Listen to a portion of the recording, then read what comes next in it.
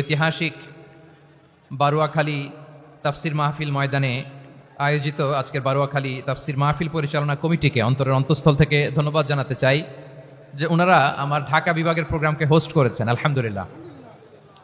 আমি নবাবগঞ্জবাসীকে অন্তরের অন্তঃস্থল থেকে শুকরিয়া জানাই, বারুয়াখালীবাসীকে হৃদয় নিংড়ানোর শুভেচ্ছা এবং ভালোবাসা নিবেদন করছি যে ঢাকা বিভাগের প্রোগ্রাম আলহামদুলিল্লাহ আজকে আমরা এই নবাবগঞ্জে করতে পারছি। আলহামদুলিল্লাহ।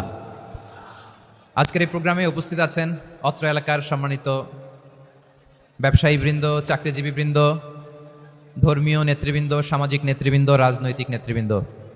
উপস্থিত আছেন ছাত্র ভাইয়েরা, পর্দার আড়ালে মায়েরা, বোনেরা, আমার সাংবাদিক বন্ধুরা, মিডিয়া কর্মী, ইউটিউবার্স, ভলান্টিয়ার্স, মসজিদের সম্মানিত খতিব সাহেববৃন্দ, ইমাম সাহেববৃন্দ, মুয়াজ্জিন সাহেববৃন্দ, কামি মাদ্রাসার মুহতামিম হুজুর, আলিয়া মাদ্রাসার প্রিন্সিপাল হুজুর থেকে শুরু করে সকল ওলামায়ে কেরাম, সবাইকে আমি অন্তরের অন্তঃস্থল থেকে শুভেচ্ছা এবং মোবারকবাদ জানাতে চাই। যারাই আজকের প্রোগ্রামে উপস্থিত হয়েছেন সবাইকে জানাচ্ছি আন্তরিক শুভেচ্ছা এবং অভিনন্দন। আজকের এই ঐতিহাসিক বারুয়াখালীর তাফসির প্রোগ্রামের সভাপতিত্ব করছেন জনাব মোহাম্মদ শাহজাহান শিকদার সাহেব। আজকের এই প্রোগ্রামের প্রধান অতিথির আসন অলঙ্কৃত করেছেন খন্দকার আবু আশফাক সাহেব, সভাপতি, ঢাকা জেলা বিএনপি। সকাল থেকে আলোচনা করেছেন সম্মানিত বিশেষ বক্তাবৃন্দ, আলোচকবৃন্দ এবং বিশেষ অতিথিবৃন্দ সহ যারা আজকের এই প্রোগ্রামে যে কোনোভাবে আপনারা সম্পৃক্ত ছিলেন। আমি সবাইকে অন্তরের অন্তঃস্থল থেকে শুভেচ্ছা জানিয়ে শুরু করতে চাই। প্রিয় বারুয়াখালীবাসী, এবার বলেন আপনারা কেমন আছেন সবাই? দুপুরের লাঞ্চ হয়েছে? High high. আর লাঞ্চ হয় নাই কার কার দেখি? আল্লাহ এই ভালোবাসাগুলোকে তুমি কবুল করো। আমার ভাইদেরকে তুমি ইসলামের জন্য কবুল করো। এই যে তরুণ শ্রোতারা, জেনজি অফ নবাবগঞ্জ, একটা সময় ছিল 50 ঊর্ধ্ব 60 ঊর্ধ্ব মুরব্বী বাবাজিরা মাহফিলে আসতেন, ওনারা এখনো আসেন, কিন্তু এখন 90% শ্রোতা হচ্ছে Gen Z, the young generation, the future heroes and icon of Bangladesh. তোমাদের হাতেই বাংলাদেশ নিরাপদ। আমরা দেখেছি যত জুলুম, যত ফ্যাসিবাদ, যত অন্যায়, যত অত্যাচার, সব কিছুকে তোমরা দুমড়ে মুচড়ে সত্যের পয়গামকে 56,000 বাংলাদেশের প্রতিটি ইঞ্চি মাটিতে ছড়িয়ে দিয়েছো তোমরা। সো তোমাদের হাতে নিরাপদ এদেশের লাল সবুজের পতাকা। এজন্য তোমাদের কাঁধে অনেক দায়িত্ব। আবেগ আর বিবেকের সমন্বয়ে আমাদেরকে সামনে আগাতে হবে। বাংলাদেশকে রিবিল্ড করতে হবে। Let's rebuild hour nation. ঠিক কিনা বলেন? এজন্য পরিশ্রমী হইতে হবে, কেরিয়ার গঠন করতে হবে, দেশের জন্য কাজ করতে হবে। পরিশ্রমে লজ্জা নেই, লজ্জা অলসতায়। ঠিক কিনা? পরিশ্রম করলে যে গা থেকে ঘাম ঝরে, এখানে যে লোনা পানি ঝরে, এই লোনা পানিতে জন্মায় সফলতার বীজ। আমার বারুয়াখালীর যুবক শ্রেণী, যুবক ভাইয়েরা, পরিশ্রমী হইতে হবে। ফ্যামিলির জন্য, নিজের জন্য, দেশের জন্য আমাদের কাজ করতে হবে। রাজি আছি তো সবাই?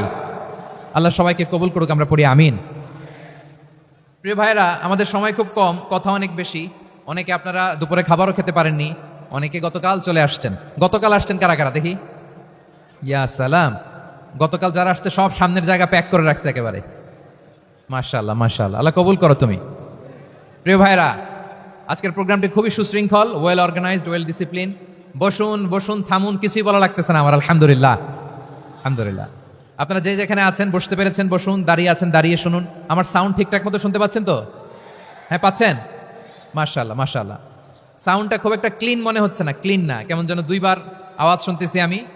সাউন্ডটাকে একটু স্ট্রং এবং ক্লিন করে দেওয়ার চেষ্টা করবেন মাইক অপারেটর ভাই যিনি আছেন, তাহলে আমরা কিছু কথা কোরআন থেকে পেশ করবার চেষ্টা করবো ইনশাআল্লাহ। প্রিয় ভাইয়েরা, এখন আপনারা যেমনি চুপচাপ, শেষ পর্যন্ত চুপচাপ থাকবেন তো? হ্যাঁ, আমি ওঠার আগে কে কে উঠবেন? হাত তোলেন দেখি। আমি ওঠার আগে কে উঠবেন? সত্যি তো? মনে থাকবে? একসাথে আমরা বিদায় নিব। আওয়াজ করে পড়ুন ইনশাআল্লাহ। সম্মানিত সুধী, মাইক অপারেটর ভাইকে আমার কথা শুনতে পাইছেন? যদি শুনতে পেয়ে থাকেন মেহরবানি করে সাউন্ডটা একটু স্ট্রং করতে হবে, স্ট্রং, মজবুত করতে হবে এবং ক্লিন করতে হবে। মেহরবানি করে আপনি একটু ট্রাই করেন, আমরা আগাচ্ছি। সম্মানিত সুধী, আজকে আমি আমার খুতবার শুরুতে সূরা হাশরের শেষ 3 আয়াত তেলাওয়াত করেছি। মুখস্থ আছে না সবার? বাংলাদেশে ফজরের নামাজে প্রত্যেক মসজিদে যখন তাসবিহ পড়ে ইমাম সাহেব এটা তালিম দেয় না, তালকিন দেয় না? প্রিয় বারুয়াখালীবাসী, মুখস্থ আছে না সবার? জি ইনশাআল্লাহ। আজকে সূরাতুল হাশরের এই শেষ 3 আয়াতের তাফসীর আপনাদের সামনে উপস্থাপন করার চেষ্টা করব ইনশাআল্লাহ। কোরআনের অনেক জায়গায় আল্লাহ তাআলা নিজের পরিচয় দিয়েছেন। নিজের পরিচয় তিনি বিভিন্ন আয়াতে বিভিন্ন সূরায় পেশ করেছেন। 3টি জায়গায় খুব এক্সক্লুসিভলি আল্লাহ তাআলা নিজের পরিচয় দিয়েছেন। এক হচ্ছে সূরা বাকারার 255 নম্বর আয়াতে, মানে আয়াতুল কুরসি। এর মধ্যে 9টা বাক্য আছে, 9টা বাক্য মিলে একটা আয়াত। এই আয়াতে আল্লাহ তাআলা খুব চমৎকার ভঙ্গিমায়, চমৎকার ভাষা শৈলী ব্যবহার করে, খুব উচ্চাঙ্গের আরবি সাহিত্য দিয়ে একটি আয়াত নাজিল করেছেন। এই আয়াতটার নাম হচ্ছে আয়াতুল কুরসি। বিশ্বনবী বলেন, মান কারা আয়াতুল কুরসি দুবুরা কুল্লি সালাতিন মাকতুবাতিন লাম ইয়ামনাহু মিন দুখুলিল জান্নাতি ইল্লাল মাউত।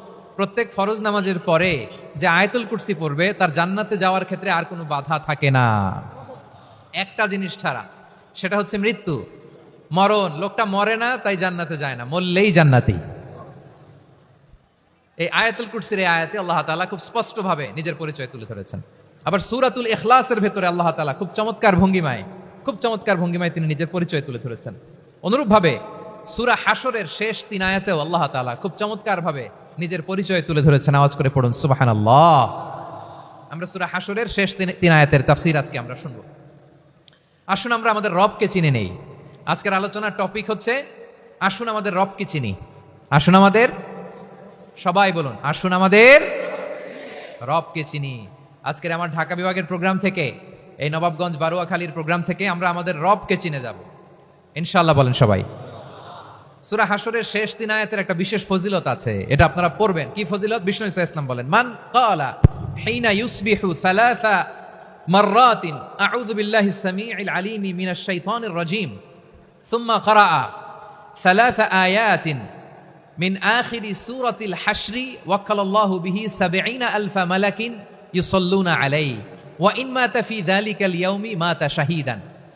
বিশ্বনবী মুহাম্মদুর রাসূলুল্লাহ সাল্লাল্লাহু আলাইহি ওয়াসাল্লাম ইরশাদ করেন, যে ব্যক্তি সকালবেলা 3 বার তেলাওয়াত করবে আউযু বিল্লাহিস সামিউল আলিম মিনাশ শাইতানির রাজীম, এরপরে সূরা হাশরের শেষ 3টি আয়াত তেলাওয়াত করবে, রব্বুল আলামিন ওই ব্যক্তির জন্য ৭০,০০০ ফেরেশতা নিয়োগ দিবেন যারা সারা দিন ওই লোকের জন্য মাগফিরাতের দোয়া করবে। শুধু এখানেই শেষ নয়, বিশ্বনবী ফরমান, ওয়া ইন মাতা ফি যালিকাল ইয়াউমি মাতা শাহীদান, ওই দিন যদি ওই ব্যক্তিটা ইন্তেকাল করে সে শহীদ হয়ে কিয়ামতের দিন আল্লাহর সামনে দাঁড়াবে। সকালবেলা যদি পড়েন 3 বার আউযু বিল্লাহিস সামিউল আলিম মিনাশ শাইতানির রাজীম 3 বার পড়ে সূরা হাশরের শেষ 3 আয়াত যদি তেলাওয়াত করেন, তাহলে আপনার জন্য আল্লাহ তাআলা ৭০,০০০ ফেরেশতা নিয়োগ করবে। সারা দিন তারা আপনার জন্য মাগফিরাতের দোয়া করবে, আর ওই দিন ইন্তেকাল করলে আল্লাহ তাআলা শহীদ হিসেবে আপনাকে কিয়ামতের দিন দাঁড় করাবে। সুবহানাল্লাহ। এত আস্তে। আবার সন্ধ্যাবেলায় যদি পড়েন, সারা রাতের জন্য ৭০,০০০ ফেরেশতা মাগফিরাতের দোয়া করবে। ওই রাতে মারা গেলে শাহাদাতের মৃত্যু নসিব হয়ে যাবে। এজন্য এই দোয়াটা পড়ার দরকার আছে না নাই? আযকারুস সাবাহি ওয়াল মাসা, সকাল সন্ধ্যার যে জিকির, এই জিকিরের অন্তর্ভুক্ত করে নেবেন এই ওয়াজিফাটা। যে হাদিসটা বর্ণনা করলাম সুনানে তিরমিজির হাদিস, যদিও হাদিসটা সনদের দিক থেকে দাঈফ, কিন্তু মুহাদ্দিসিনে ইকরাম বলেছেন যেহেতু এটা ফাজাইলুল আমালের হাদিস, এটা পড়ার ক্ষেত্রে কোনো নিষেধাজ্ঞা নাই, এটা পড়া যাবে। তো সকাল সন্ধ্যা যদি সুযোগ হয় এই ওয়াজিফাটা যেন আমরা পড়ি। এই 3টি আয়াতের ভেতরে আল্লাহ তাআলা তার 14টি গুণবাচক নাম উল্লেখ করে দিয়েছেন। কয়টি? আওয়াজ করে বলেন তো, যারা শুনতে পেয়েছেন বলেন, এই 3টি আয়াতের মধ্যে আল্লাহর কয়টি সুন্দর সুন্দর গুণবাচক নাম আছে বলেন তো? কয়টি? সবাই বলেন কয়টি? 14টি গুণবাচক নাম, চমৎকার চমৎকার নাম। যে নামগুলো যদি আমরা আজকে পড়ি, শুনি, জানি, আল্লাহ তাআলা সম্পর্কে ব্যাপক ধারণা, ইনডেপথ, আমার রব সম্পর্কে ইনডেপথ নলেজ নিয়ে আজকে আমরা ফিরতে পারবো ইনশাআল্লাহ। বলেন সবাই। আসুন আমরা আল্লাহ তাআলার এই চমৎকার চমৎকার 14টি নামের ব্যাখ্যা বিশ্লেষণ আজকের এই তাফসীর ময়দান থেকে জানি। প্রিয় ভাইয়েরা, আল্লাহর অনেক সুন্দর সুন্দর নাম আছে, আমাদের উচিত এই নামগুলো দিয়ে আল্লাহকে ডাকা। ভাই, তোমরা যদি ড্রোন একেবারে আমার মাথার সামনে নিয়ে আসো তাইলে হবে? একটা নিরাপদ দূরত্বে রাখতে হবে, এই ড্রোনের সাউন্ড যেন আমি না পাই। সেফ জোনে থাকতে হবে, দূরে থাকো। সম্মানিত ভাইয়েরা, আল্লাহ তাআলার চমৎকার চমৎকার অনেক নাম আছে যেগুলো আল্লাহ তাআলা কোরআনে উল্লেখ করেছেন। আল্লাহর আসল নাম হচ্ছে আল্লাহ। আসল নাম কি? সবাই বলুন, আসল নাম কি? কি মাঝখানে কি সমস্যা? এই ভাই যদি না দাঁড়ায়, ওই যে মহিলা প্যান্ডেলের বোনরা তো দেখবে না, ভাই আপনি একটু বসেন, মাঝে মাঝে একটু দাঁড়াবেন, ঠিক আছে ঠিক আছে, হ্যাঁ হয়েছে। আল্লাহ তাআলার আসল নাম হচ্ছে আল্লাহ। আওয়াজ করে আল্লাহর একটা ডাক দেন, বলেন আল্লাহ। মন থেকে, হৃদয়ের গহীন থেকে, হৃদয় নিংড়ানো মনের সবটুকুন ভালোবাসাকে উজাড় করে দিয়ে আল্লাহর নামটা জপেন তো, পড়েন তো আল্লাহ। কেমন লাগে? ভালো লাগে? এর চেয়ে সুন্দর মধুমাখা নাম, জাদুমাখা নাম আর আছে? দু একজন বলছে নাই। আওয়াজ করে বলেন, এর চেয়ে সুন্দর নাম আর আছে? আল্লাহ নাম যতই জপি ততই মধুর লাগে, নামে এত জাদু থাকে কে জানি তো আগে। আল্লাহ নাম যতই জপি, ও নাম জপে প্রিয়তম, ও নামে জপে মজনু সম, ওই নামে পাপিয়া গাহে হৃদয় গোলাপে বাগে। আল্লাহ নাম যতই জপি, আল্লাহু আকবার। এত মধুর নাম আর দ্বিতীয়টা নাই, যতই জপি ততই ভাল লাগে, ঠিক কিনা বলেন? এজন্য রব্বুল আলামিন বলেন, ওয়ালিল্লাহিল আসমাউল হুসনা ফাদউহু বিহা ওয়া যারুল্লাযীনা ইউলহিদুনা ফি আসমাই সায়ুজজাউনা মা কানু ইয়ামালুন।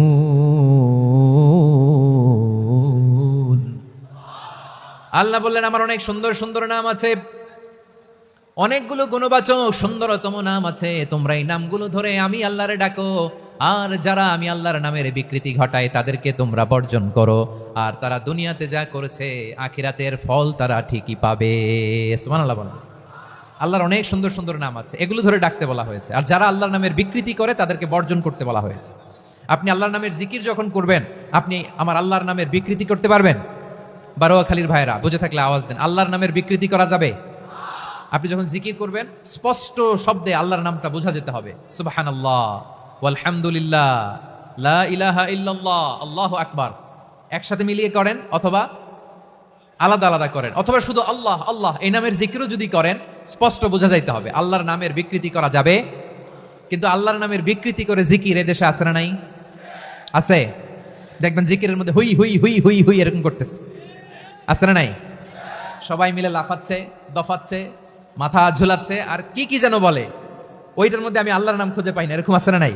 হ্যাঁ, হই হই করে কিম্ভূত কিমাকার অদ্ভুত আওয়াজ করে তারা জিকির করে, সেখানে আল্লাহর নাম নাই। এই জিকির আল্লাহর কাছে গ্রহণযোগ্য হবে? আল্লাহ বলেন, ওয়াযারুল্লাযীনা ইউলহিদুনা ফি আসমাইহি, খবরদার আমার নামের যারা বিকৃতি ঘটায় তাদেরকে তোমরা বর্জন করো। এজন্য জিকির যখন করব সুস্পষ্টভাবে আল্লাহ তাআলার নাম সেখানে থাকতে হবে, ঠিক কিনা বলেন? আবার আল্লাহ বলেন, যেমন মনে চায় তেমন জিকির তোমরা করো না। ফাযকুরুল্লাহা কামা আল্লামাকুম মা লাম তাকুনু তা'লামুন। তোমরা জানতে না, আল্লাহ তোমাদের জানিয়েছেন কেমন করে আল্লাহর নামের জিকির করতে হয়, যেমন আল্লাহ শিখিয়েছেন তেমন করে আল্লাহরে ডাকো, ঠিক কিনা বলেন? আল্লাহ তাআলা যেমন শিখিয়েছেন তেমন ভাবে আল্লাহ তাআলাকে ডাকতে হবে, ঠিক ওই পদ্ধতিতে আল্লাহ তাআলার নাম যুক্ত হবে। কোন পদ্ধতিতে সেটাও আল্লাহ বলে দিচ্ছেন। আল্লাহ তাআলা বললেন, ওয়াযকুর রাব্বাকা ফি নাফসিকা তাদাররুআন ওয়া খীফাতান ওয়া দুনাল জাহরি মিনাল কওলি বিল গুদুই ওয়াল আসাল ওয়া লা তাকুম মিনাল গাফিলিন। খবরদার আল্লাহর নামের জিকির করো, আল্লাহকে ডাকো। ফি নাফসিকা মনে মনে, তাদাররুআন সবিনয়ে, খীফাতান ভীত বিহবল চিত্তে, দুনাল জাহরি মিনাল কওল অনুচ্চ স্বরে অনুচ্চ আওয়াজে। এভাবে আল্লাহরে ডাকলে সেই ডাকা কবুল করে নিবে কে? তাহলে আল্লাহকে জপতে হবে মনে মনে, সবিনয়ে, ভীত বিহবল চিত্তে, অনুচ্চ স্বরে, এভাবে জিকির করতে হবে। বিশ্ব ইসলাম এবং বিশ্বনবীর সাহাবারা ঠিক এই পদ্ধতিতে আল্লাহ তাআলাকে ডাকতেন। তাহলে এই যে আল্লাহ তাআলার সুন্দর সুন্দর নামগুলো আছে, এগুলো ধরে আমরা আল্লাহ তাআলার জিকির করব, তার প্রশংসা করব, তার পবিত্রতা বর্ণনা করব, তাহলে খুশি হবেন কে? বিষ্ণু ঈসা ইসলাম বলেন, আশ-শাইতানু জাসিম আলা কলবি ইবনে আদম। শয়তান বনি আদমের কলবের মধ্যে এরকম খামচি মেরে বসে থাকে। খামচি বোঝেন তো? শয়তান বনি আদমের হৃদয়ে কলবে খামচি মেরে বসে থাকে। ফাইদা যাকারাল্লাহ খানাসা, যখন মানুষ আল্লাহর জিকির করে শয়তান দৌড়ে পালায়। ওয়া ইদা গাফালা ওয়াসওয়াসা, আর মানুষ যখন অমনোযোগী হয়, গাফিল হয়, শয়তান আবার টেম্পটেশন দেয়, আবার ধোঁকা দেয়, আবার ওয়াসওয়াসা দেয়। এজন্য বিশ্বনবী বলতেন, লা ইয়াজালু লিসানুকা রাতবান মিন যিকরিল্লাহ, সব সময় প্রতি মুহূর্তে সর্বক্ষণে তোমার জিহ্বাটা আল্লাহর জিকির দিয়ে ভিজা রাখবা। আল্লাহর জিকির দিয়ে সিক্ত রাখবা, তাহলে কবুল করবে কে? সবাই পড়েন সুবহানাল্লাহ, আলহামদুলিল্লাহ, লা ইলাহা, সুবহানাল্লাহ, আলহামদুলিল্লাহ, লা ইলাহা ইল্লাল্লাহ, লা ইলাহা ইল্লাল্লাহু মুহাম্মাদুর রাসূলুল্লাহ সাল্লাল্লাহু আলাইহি ওয়াসাল্লাম। প্রিয় ভাইরা, আল্লাহ তাআলার অনেকগুলো নাম আছে। আল্লাহ তাআলার এই নামগুলো ধরে তার নাম আমাদের ডাকতে হবে, জপতে হবে। বিষ্ণু ইসা ইসলাম বলেন, ইন্না লিল্লাহি তিসআতান ওয়া তিসঈনা ইসমান মিআতান ইল্লা ওয়াহিদা। আল্লাহর রয়েছে 99টা নাম, এক কম 100। এক কম, আমরা বাংলায় বলি না যে এক কম 100, মানে আসলে কয়টা? 99টা। বিশ্বনবী বলেন আল্লাহর 99টা নাম আছে, মিআতান ইল্লা ওয়াহিদা, এক কম 100। মান আহসাহা দাখালাল জান্নাহ, যে ব্যক্তি 99 নাম মুখস্থ করে তার সিনার ভেতরে রাখবে, আল্লাহ তাআলা তাকে জান্নাত দিয়ে ধন্য করে দেবে। এবার বলেন, আল্লাহর নামগুলো জানার দরকার আছে না নাই? এই নামগুলো আমরা জপব, মুখস্থ করব। এই নামগুলো আগে আয়ত্ত করতে হবে। এই নামের যে অর্থ সেটা অনুধাবন করতে হবে। এই নামের যে দাবি সেটা মানতে হবে। সিবগাতাল্লাহ ওয়া মান আহসানু মিনাল্লাহি সিবগা ওয়া নাহনু লাহু আবিদুন। আল্লাহর রঙে রঙিন হইতে হবে। আমার আল্লাহ দয়ালু, আমরাও দয়ালু হতে হবে। আমার আল্লাহ সহনশীল, আমরাও সহনশীলতার চর্চা করতে হবে। আমার আল্লাহ মেহেরবান, আমরাও মেহেরবান হতে হবে। বিষ্ণু ঈসা ইসলাম আল্লাহর এই চমৎকার সুন্দরতম নামগুলো ধরে ধরে আল্লাহর কাছে চাইতেন। আপনি যখন দোয়া করবেন, আল্লাহর নামগুলো ধরে যদি দোয়া করেন, আল্লাহ ওই দোয়া ফিরায় দেয় না। সুবহানাল্লাহ বলেন। আপনি যদি দোয়ার মধ্যে বলেন ইয়া রহমান, সবাই বলেন ইয়া রহমান, ইয়া রহিম, ইয়া হাইয়ু, ইয়া কাইয়ুম, আল্লাহর চমৎকার নামগুলো ধরে ধরে যদি আল্লাহর কাছে ফরিয়াদ করেন, আল্লাহর নামগুলো ডাকে, মুহূর্তেই কবুল করবে কে? বিষ্ণু ঈসা ইসলাম এভাবে আল্লাহর নামগুলো ধরে ধরে জিকির করতেন, আল্লাহর নাম জপতেন। তিনি বলতেন, আসআলুকা বিকুল্লি ইসমিন হুয়া লাক, আল্লাহ তোমার যত নাম আছে সব নামের ওসিলায় তোমার কাছে ফরিয়াদ করি, সব নামের ওসিলায়। আনসালতাহু ফি কিতাবিক, যে নাম তুমি তোমার কিতাবে নাজিল করেছো। আও আল্লামতাহু আহাদাম মিন খালকিক, অথবা তোমার কোন সৃষ্টিকে তোমার নাম তুমি জানিয়েছো। আও ইস্তাসারতা বিহি ফি ইলমিল গায়বি ইনদাক, অথবা গায়েবের জ্ঞানে তুমি তোমার নিজের জন্য ওই নামগুলো সংরক্ষিত রেখে দিয়েছো। সব নামের ওসিলায় তোমার কাছে চাই। সুবহানাল্লাহ পড়েন। তার মানে আল্লাহ তোমার যে নামগুলো আমরা জানি এগুলার ওসিলায়ও চাই, যে নামগুলো আমরা জানি না সেগুলোর ওসিলায়ও চাই। আল্লাহর সব নাম আল্লাহ আমাদেরকে জানায় নাই, কিছু নাম জানিয়েছেন, কিছু নাম তিনি জানান নাই। সুবহানাল্লাহ বলেন। আল্লাহ তাআলা তার কিছু নাম কোরআনে উল্লেখ করেছেন, কিছু নাম স্পেশাল কিছু নবীদেরকে জানিয়েছেন, আর কাউকে জানান নাই। কিছু নাম তিনি কিয়ামতের দিন আমাদের সামনে প্রকাশ করবেন যে এটাও আমার একটা নাম, এটা তোমরা কেউ জানতা না। সুবহানাল্লাহ, সারপ্রাইজ হিসেবে আল্লাহ তাআলা রেখে দিয়েছে, কেউ জানে না। কিয়ামতের দিন আল্লাহ তাআলা সেই নামগুলো জানাবেন। আর কিছু নাম আছে সেই নামগুলো আল্লাহ কোরআনেও বলে নাই, কোন নবীরেও জানায় নাই, কিয়ামতের দিনও সারপ্রাইজ হিসেবেও জানাবে না। ওই নামগুলো স্বয়ং খোদ আল্লাহ ছাড়া কেউ জানে না। এজন্য বিশ্বনবী দোয়ার সময় বলতেন, আল্লাহ তোমার যে নামগুলো জানি, যে নামগুলো জানি না, সব নামের বরকতে তোমার দরবারে চাই, সব নামের ওসিলায় তোমার কাছে ফরিয়াদ করি। সুবহানাল্লাহ বলেন। তাহলে সূরা হাশরের মধ্যে আমরা আল্লাহর মোট কয়টা নাম পাবো দেখি, মনে আছে কিনা? হ্যাঁ, কয়টা? আওয়াজ করে বলেন, কয়টা? মাশাআল্লাহ। এই 14টা শোনার আগ্রহ আছে? এই দু একজন যে ওঠা বসা করতেছেন, এই ডাস্টে তো ডাস্ট অ্যালার্জি হয়ে যাবে, ধুলাবালিতে আসার সময় তো অনেক ধুলা খাওয়াইছেন আমার এই জায়গায়। একটু শান্ত হয়ে বসেন, আমরা শান্ত হয়ে বসি, অল্প কিছু সময় কিছু কথা আলোকপাত করবো, তারপর আমরা বিদায় নিব। উঠবো না, কেউ দাঁড়াবো না, উঠবো না।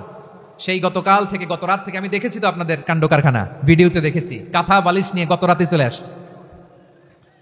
তো অনেক কষ্ট করে অনেক সময় অপেক্ষা করেছেন, আর অল্প কিছু কয়েক মিনিট আপনারা বসেন, আমরা একসাথে বিদায় নেব ইনশাআল্লাহ। তাহলে প্রিয় বারুয়াখালীবাসী বলেন তো, সূরা হাশরের শেষ 3 আয়াতে আল্লাহর কয়টা নামের দেখা মিলবে? সবাই একসাথে আওয়াজ করে, কয়টা? আসুন আমরা শুরু করে দিই। আল্লাহ তাআলা বলছেন, হুয়াল্লাহুল্লাযী লা ইলাহা ইল্লা হুয়া আলিমুল গায়বি ওয়াশ শাহাদাতি হুয়ার রহমানুর রহিম। আল্লাহ বলেন হুয়াল্লাহ, তিনি হলেন আল্লাহ, আল্লাযী লা ইলাহা ইল্লা হু, তিনি ছাড়া কোনো ইলাহ নাই। আছে নাকি? বারুয়াখালীবাসী আওয়াজ করে বলেন তো দেখি, আমাদের ইলাহ কয়জন? আর জোরে বলেন। একজন হইলে ভালো না বেশি হইলে ভালো? ওয়া ইলাহুকুম ইলাহু ওয়াহিদুন লা ইলাহা ইল্লা হুয়ার রহমানুর রহিম। আল্লাহ বলেন তোমাদের ইলাহ হলো একজন, তিনি ছাড়া কোনো ইলাহ নেই, তিনি দয়াময়, তিনি মেহেরবান। ইলা যদি একজন না হয়ে দুইজন হতো, ঝামেলা আছে না নাই? লাউ কানা ফীহিমা আলিহাতুন ইল্লাল্লাহু লাফাসাদাতা, আকাশ এবং জমিনের মধ্যে ইলা একজন না হয়ে যদি মাত্র দুইজন হতো, আকাশ জমিন ভেঙে খান খান হয়ে যেত। ঠিক কিনা বলেন? দুইজন ইলা হইলে খান খান হয়ে যেত। আমাদের রব একজন হইলে ভালো না বেশি হইলে ভালো? কথা বুঝতেছেন? আরে একজনের তো মন জোগায় চলতে পারি না, ঠিক কিনা? হ্যাঁ, একজন, তিনি যে আদেশগুলো দিয়েছেন আমাদের দুর্বলতার কারণে আমরা তো পারি না। যদি 10 জন হইতো, ওই 10 জনের হ্যাপি করতে পারতাম, তাদেরকে স্যাটিসফাই করা যেত এত সহজে। 10 জনের 10 নিয়ম থাকতো। একজন বলতো আমার সেজদা দিবি সকালে, আরেকজন বলবে আমার জন্য নামাজ পড়বি 3 বার, আরেকজন বলবে আমার জন্য যাকাত দিবি এতবার, আরেকজন বলতো আমার জন্য কুরবানি দিবা এতবার। তাহলে আমাদের জন্য কঠিন হয়ে যেত, ঠিক কিনা? যদি ইলা একজন না হয়ে একাধিক হতো, একজন বলতো না আমি মহাবিশ্ব এভাবে চালাবো, আরেকজন বলতো না আমার মন চায় এভাবে আমি এভাবে চালাবো, একজন বলতো সূর্য আমি পূর্ব দিকে উঠাবো, আরেকজন বলতো না আমি দক্ষিণ দিকে উঠাবো, আরেকজন বলবে না আমি উত্তর দিকে উঠাবো। এরকম আছে না নাই? ঝামেলা লেগে যেত। এজন্য বেশি রব হইলে আমাদের জন্য ঝামেলা, খোদা বেশি হইলে আমাদের লস। একজন হওয়াতে আমরা বেঁচে গেছি। বারুয়াখালীবাসী আওয়াজ করে না, কথা বলে না। রব খোদা একজন হওয়াতে আমাদের সুবিধা হয়েছে না? এজন্য আল্লাহ বলেন লা ইলাহা ইল্লাহু, তিনি ছাড়া তোমাদের কোনো ইলাহ নাই, তিনি একজন। লা ইলাহা ইল্লাহু আলিমুল গায়বি ওয়াশ শাহাদা, তিনি প্রকাশ্যেরও মালিক অপ্রকাশ্যেরও মালিক। তিনি যেটা ওপেন এটাও জানেন, যেটা গোপন সিক্রেট ওইটাও জানেন। আলিমুল গায়বি ওয়াশ শাহাদা, তিনি গায়েবের মালিক, গায়েবের জ্ঞানী, যেটা দেখা যায় না, অদৃশ্য, জানা নাই, এটাও তিনি জানেন। এগুলো জানতে তার কোনো মাধ্যমের প্রয়োজন হয় না। অতীতে কি হয়েছে, বর্তমানে কি চলছে, ভবিষ্যতে কি হবে, সব তার জ্ঞানের ভেতরে আছে না নাই?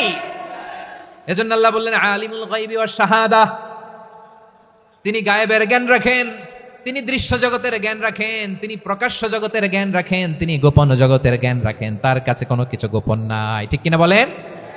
হুয়ার রহমানুর রহিম, তিনি হলেন দয়াময়, তিনি হলেন মেহেরবান। এই যে শুরু হলো 14 নামের প্রথম দুইটা, আর রহমান আর রহিম। হুয়ার রহমানুর রহিম, তিনি হলেন the most gracious, the most merciful, তিনি দয়াময়, তিনি অতিশয় মেহেরবান। সুবহানাল্লাহ বলেন। তার দয়ার কোনো শেষ নাই, তার মায়ার কোনো শেষ নাই। আল্লাহ, তাহলে 14টা নামের মধ্যে কয়টা পাইলাম? একটা কি? আর রহমান। বারোয়াখালীবাসী বুঝে থাকলে আওয়াজ করে বলেন প্রথমটা কি? 2 নাম্বার আর রহিম। আওয়াজ করে বলেন 2 নাম্বার। আওয়াজ করে সবাই গলা ছেড়ে দিয়ে উত্তর দেন তো, প্রথম নামটা কি? দ্বিতীয় নামটা? আর রহিম। রহমান আল্লাহর one of the major names, আল্লাহর মৌলিক নামগুলোর মধ্যে গুরুত্বপূর্ণ একটা নাম হচ্ছে রহমান। গুরুত্বপূর্ণ নাম কি? রহমান, দয়ার সাগর, মায়ার সাগর। রহমানুন ফিদ দুনিয়া ওয়া রহিমুন ফিল আখিরা। এই দুনিয়ার জন্য আল্লাহ রহমান, দুনিয়াতে আল্লাহ সবাইরে দয়া করে, কাফিররেও করে, মুসলিমরেও করে। আর আখিরাতের জন্য তিনি রহিম, সেখানে কাফির মুশরিকদের জন্য আল্লাহর পক্ষ থেকে কোনো দয়া থাকবে না। চিল্লায় বলেন ঠিক কিনা? এজন্য আল্লাহ বললেন আমার মৌলিক একটা নাম হলো রহমান। আল্লাহর পরে অন্য কোন নাম দিয়ে যদি তোমরা আমার নাম প্রকাশ করতে চাও, জপতে চাও, ডাকতে চাও, তোমরা রহমান নামে ডাকো। রব্বুল আলামিন ইরশাদ করেন কুলিদুল্লাহ আও ইদউর রহমান আইয়াম্মা তাদউ ফালাহুল আসমাউল হুসনা। আমাকে আল্লাহ নামে ডাকো, কিংবা আমি আল্লাহকে রহমান নামে ডাকো, যে নামেই ডাকো না কেন আমার আছে অনেকগুলো সুন্দর সুন্দর নাম। যে নামেই ডাকো আমি শুনি, ডাকলেই আমি সাড়া দেই। সকালে ডাকলেও সাড়া দেই, দুপুরে ডাকলেও সাড়া দেই, মাঝ রাতেও যদি আমরা বিপদে পড়ি ডাকলে আমাদের ডাকে সাড়া দেয় কে? সবাই বলুন তো, সাড়া দেয় কে? আবার বিশ্বনবী যখন মক্কায় দাওয়াত দিচ্ছিলেন, তিনি মাঝে মাঝে আল্লাহর নাম বলছিলেন, মাঝে মাঝে তিনি রহমান নাম বলছিলেন। যখন তিনি বললেন ওয়া ইযা কিলা লাহুমুসজুদু লিররহমানি ক্বালু ওয়া মার রহমান। বিশ্বনবী মক্কায় যখন মক্কার কাফিরদেরকে, কুরাইশদেরকে বলল তোমরা রহমানকে সেজদা দাও, রহমানের ইবাদত করো, রহমানের জন্য সেজদায় লুটিয়ে পড়ো। মক্কাবাসী বলে রহমান আবার কে? রহমান রে তো চিনি না।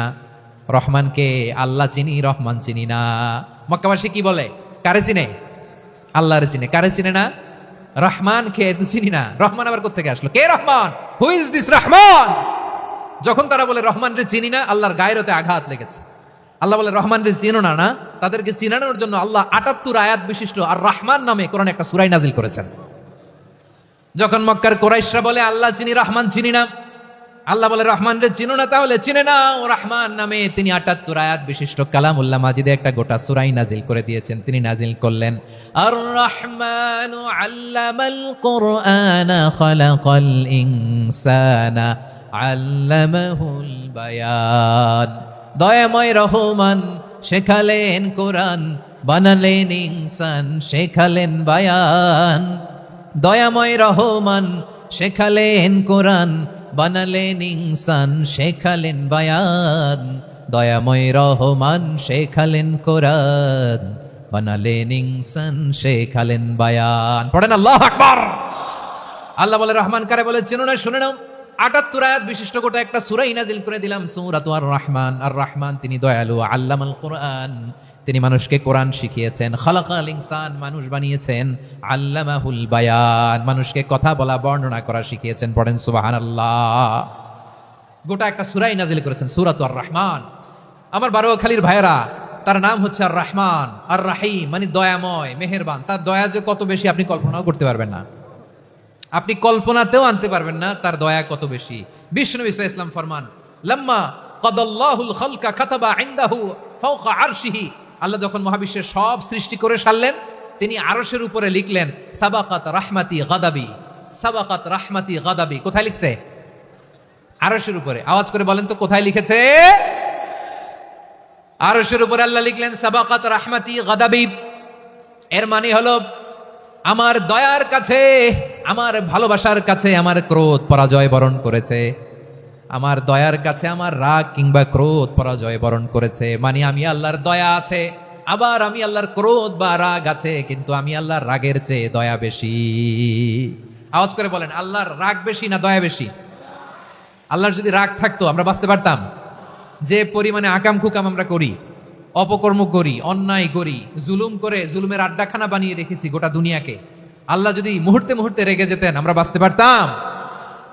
মহাবিশ্ব সৃষ্টির পরেই তিনি আরশের উপরে লিখেছেন সাবাকাত রাহমাতি গাদাবি, মানে আমি আমার দয়ার কাছে আমি আল্লাহর ক্রোধ, রাগ, ক্ষোভ এটা পরাজিত হয়েছে। সুবহানাল্লাহ বলেন।